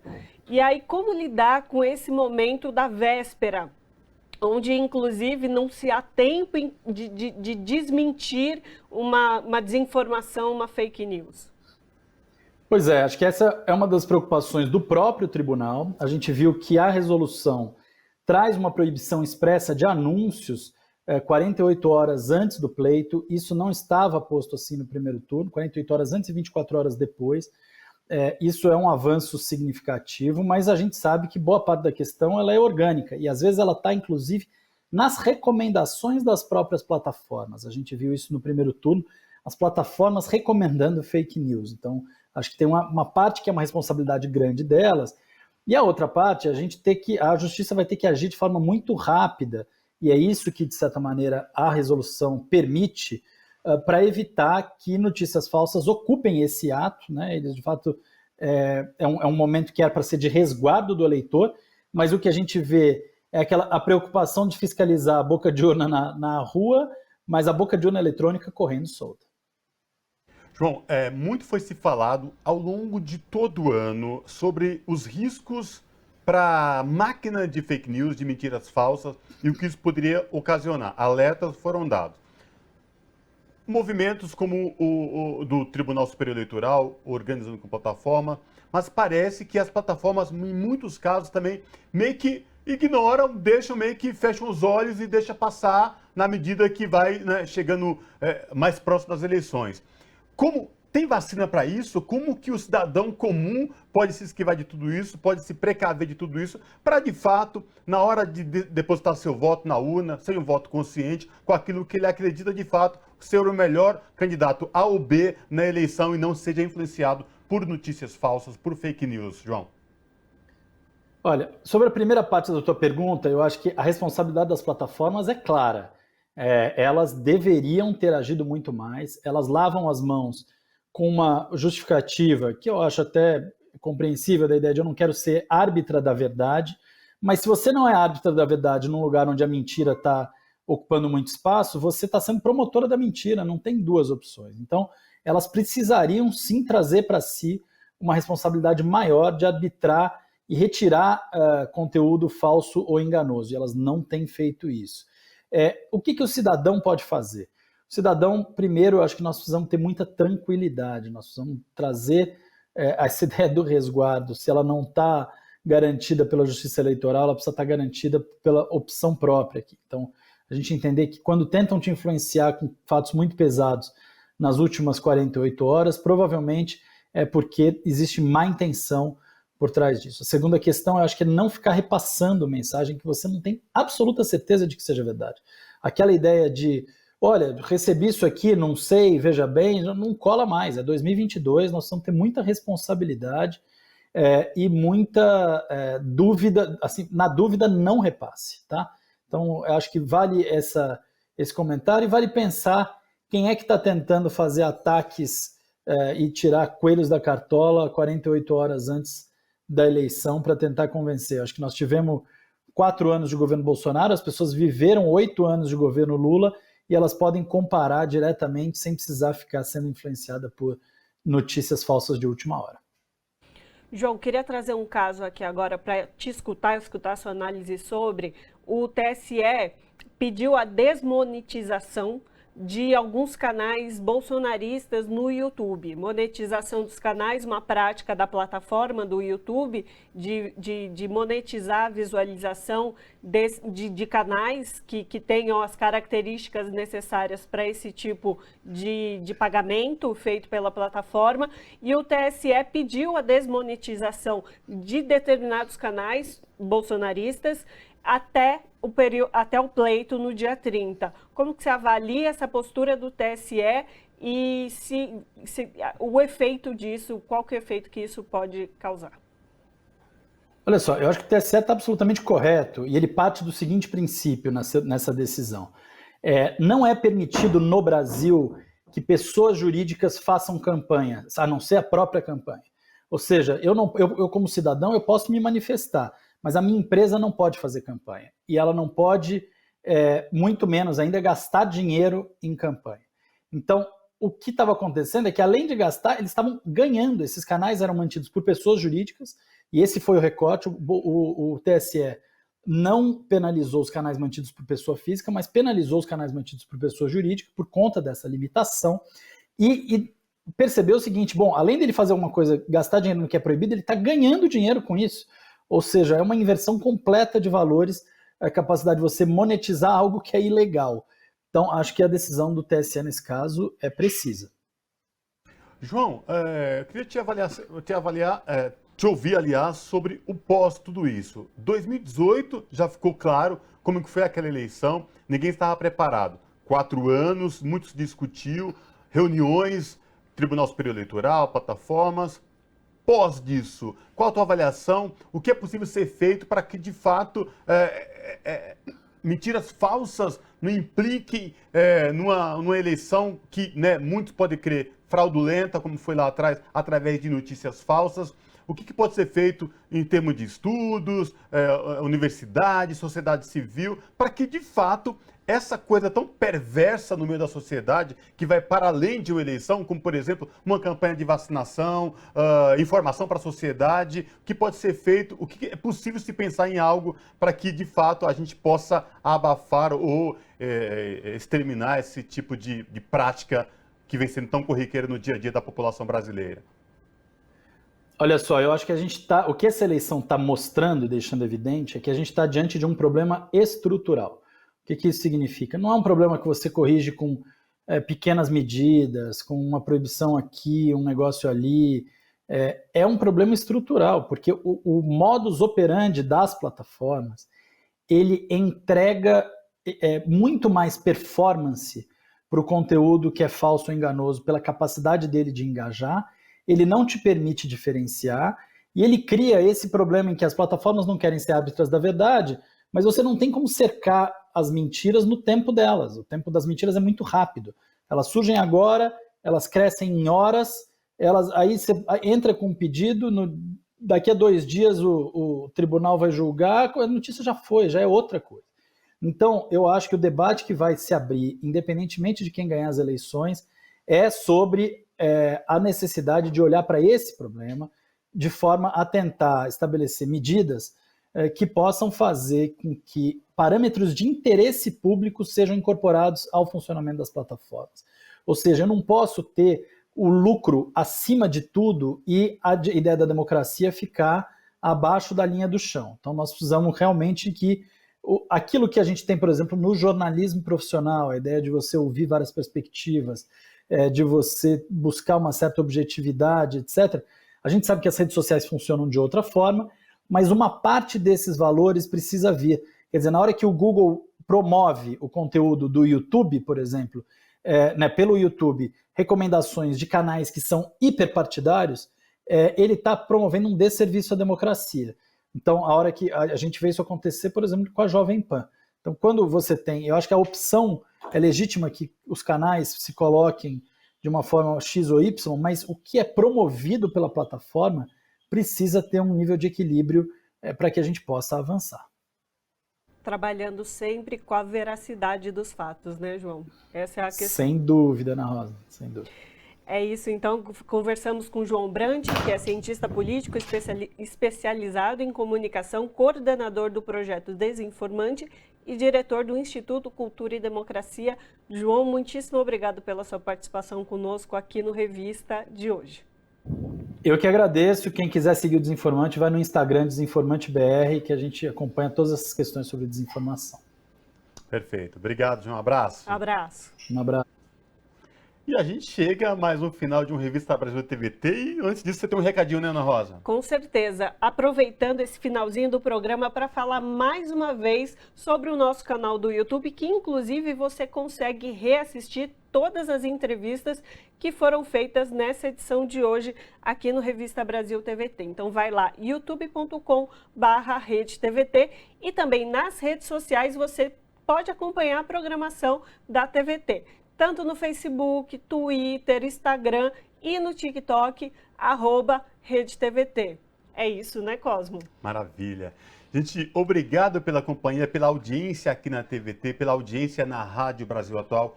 Cuidem-se todos. Ana, obrigado pela companhia. Mais uma vez, obrigada, Cosmo. Um abraço também para quem nos acompanhou. A gente se vê na próxima edição do Revista. Gente, a gente se vê, como a Ana falou, na próxima edição do Revista. Boa semana, cuide-se todos e até o próximo final de semana. Próximo final de semana com votação. Tchau!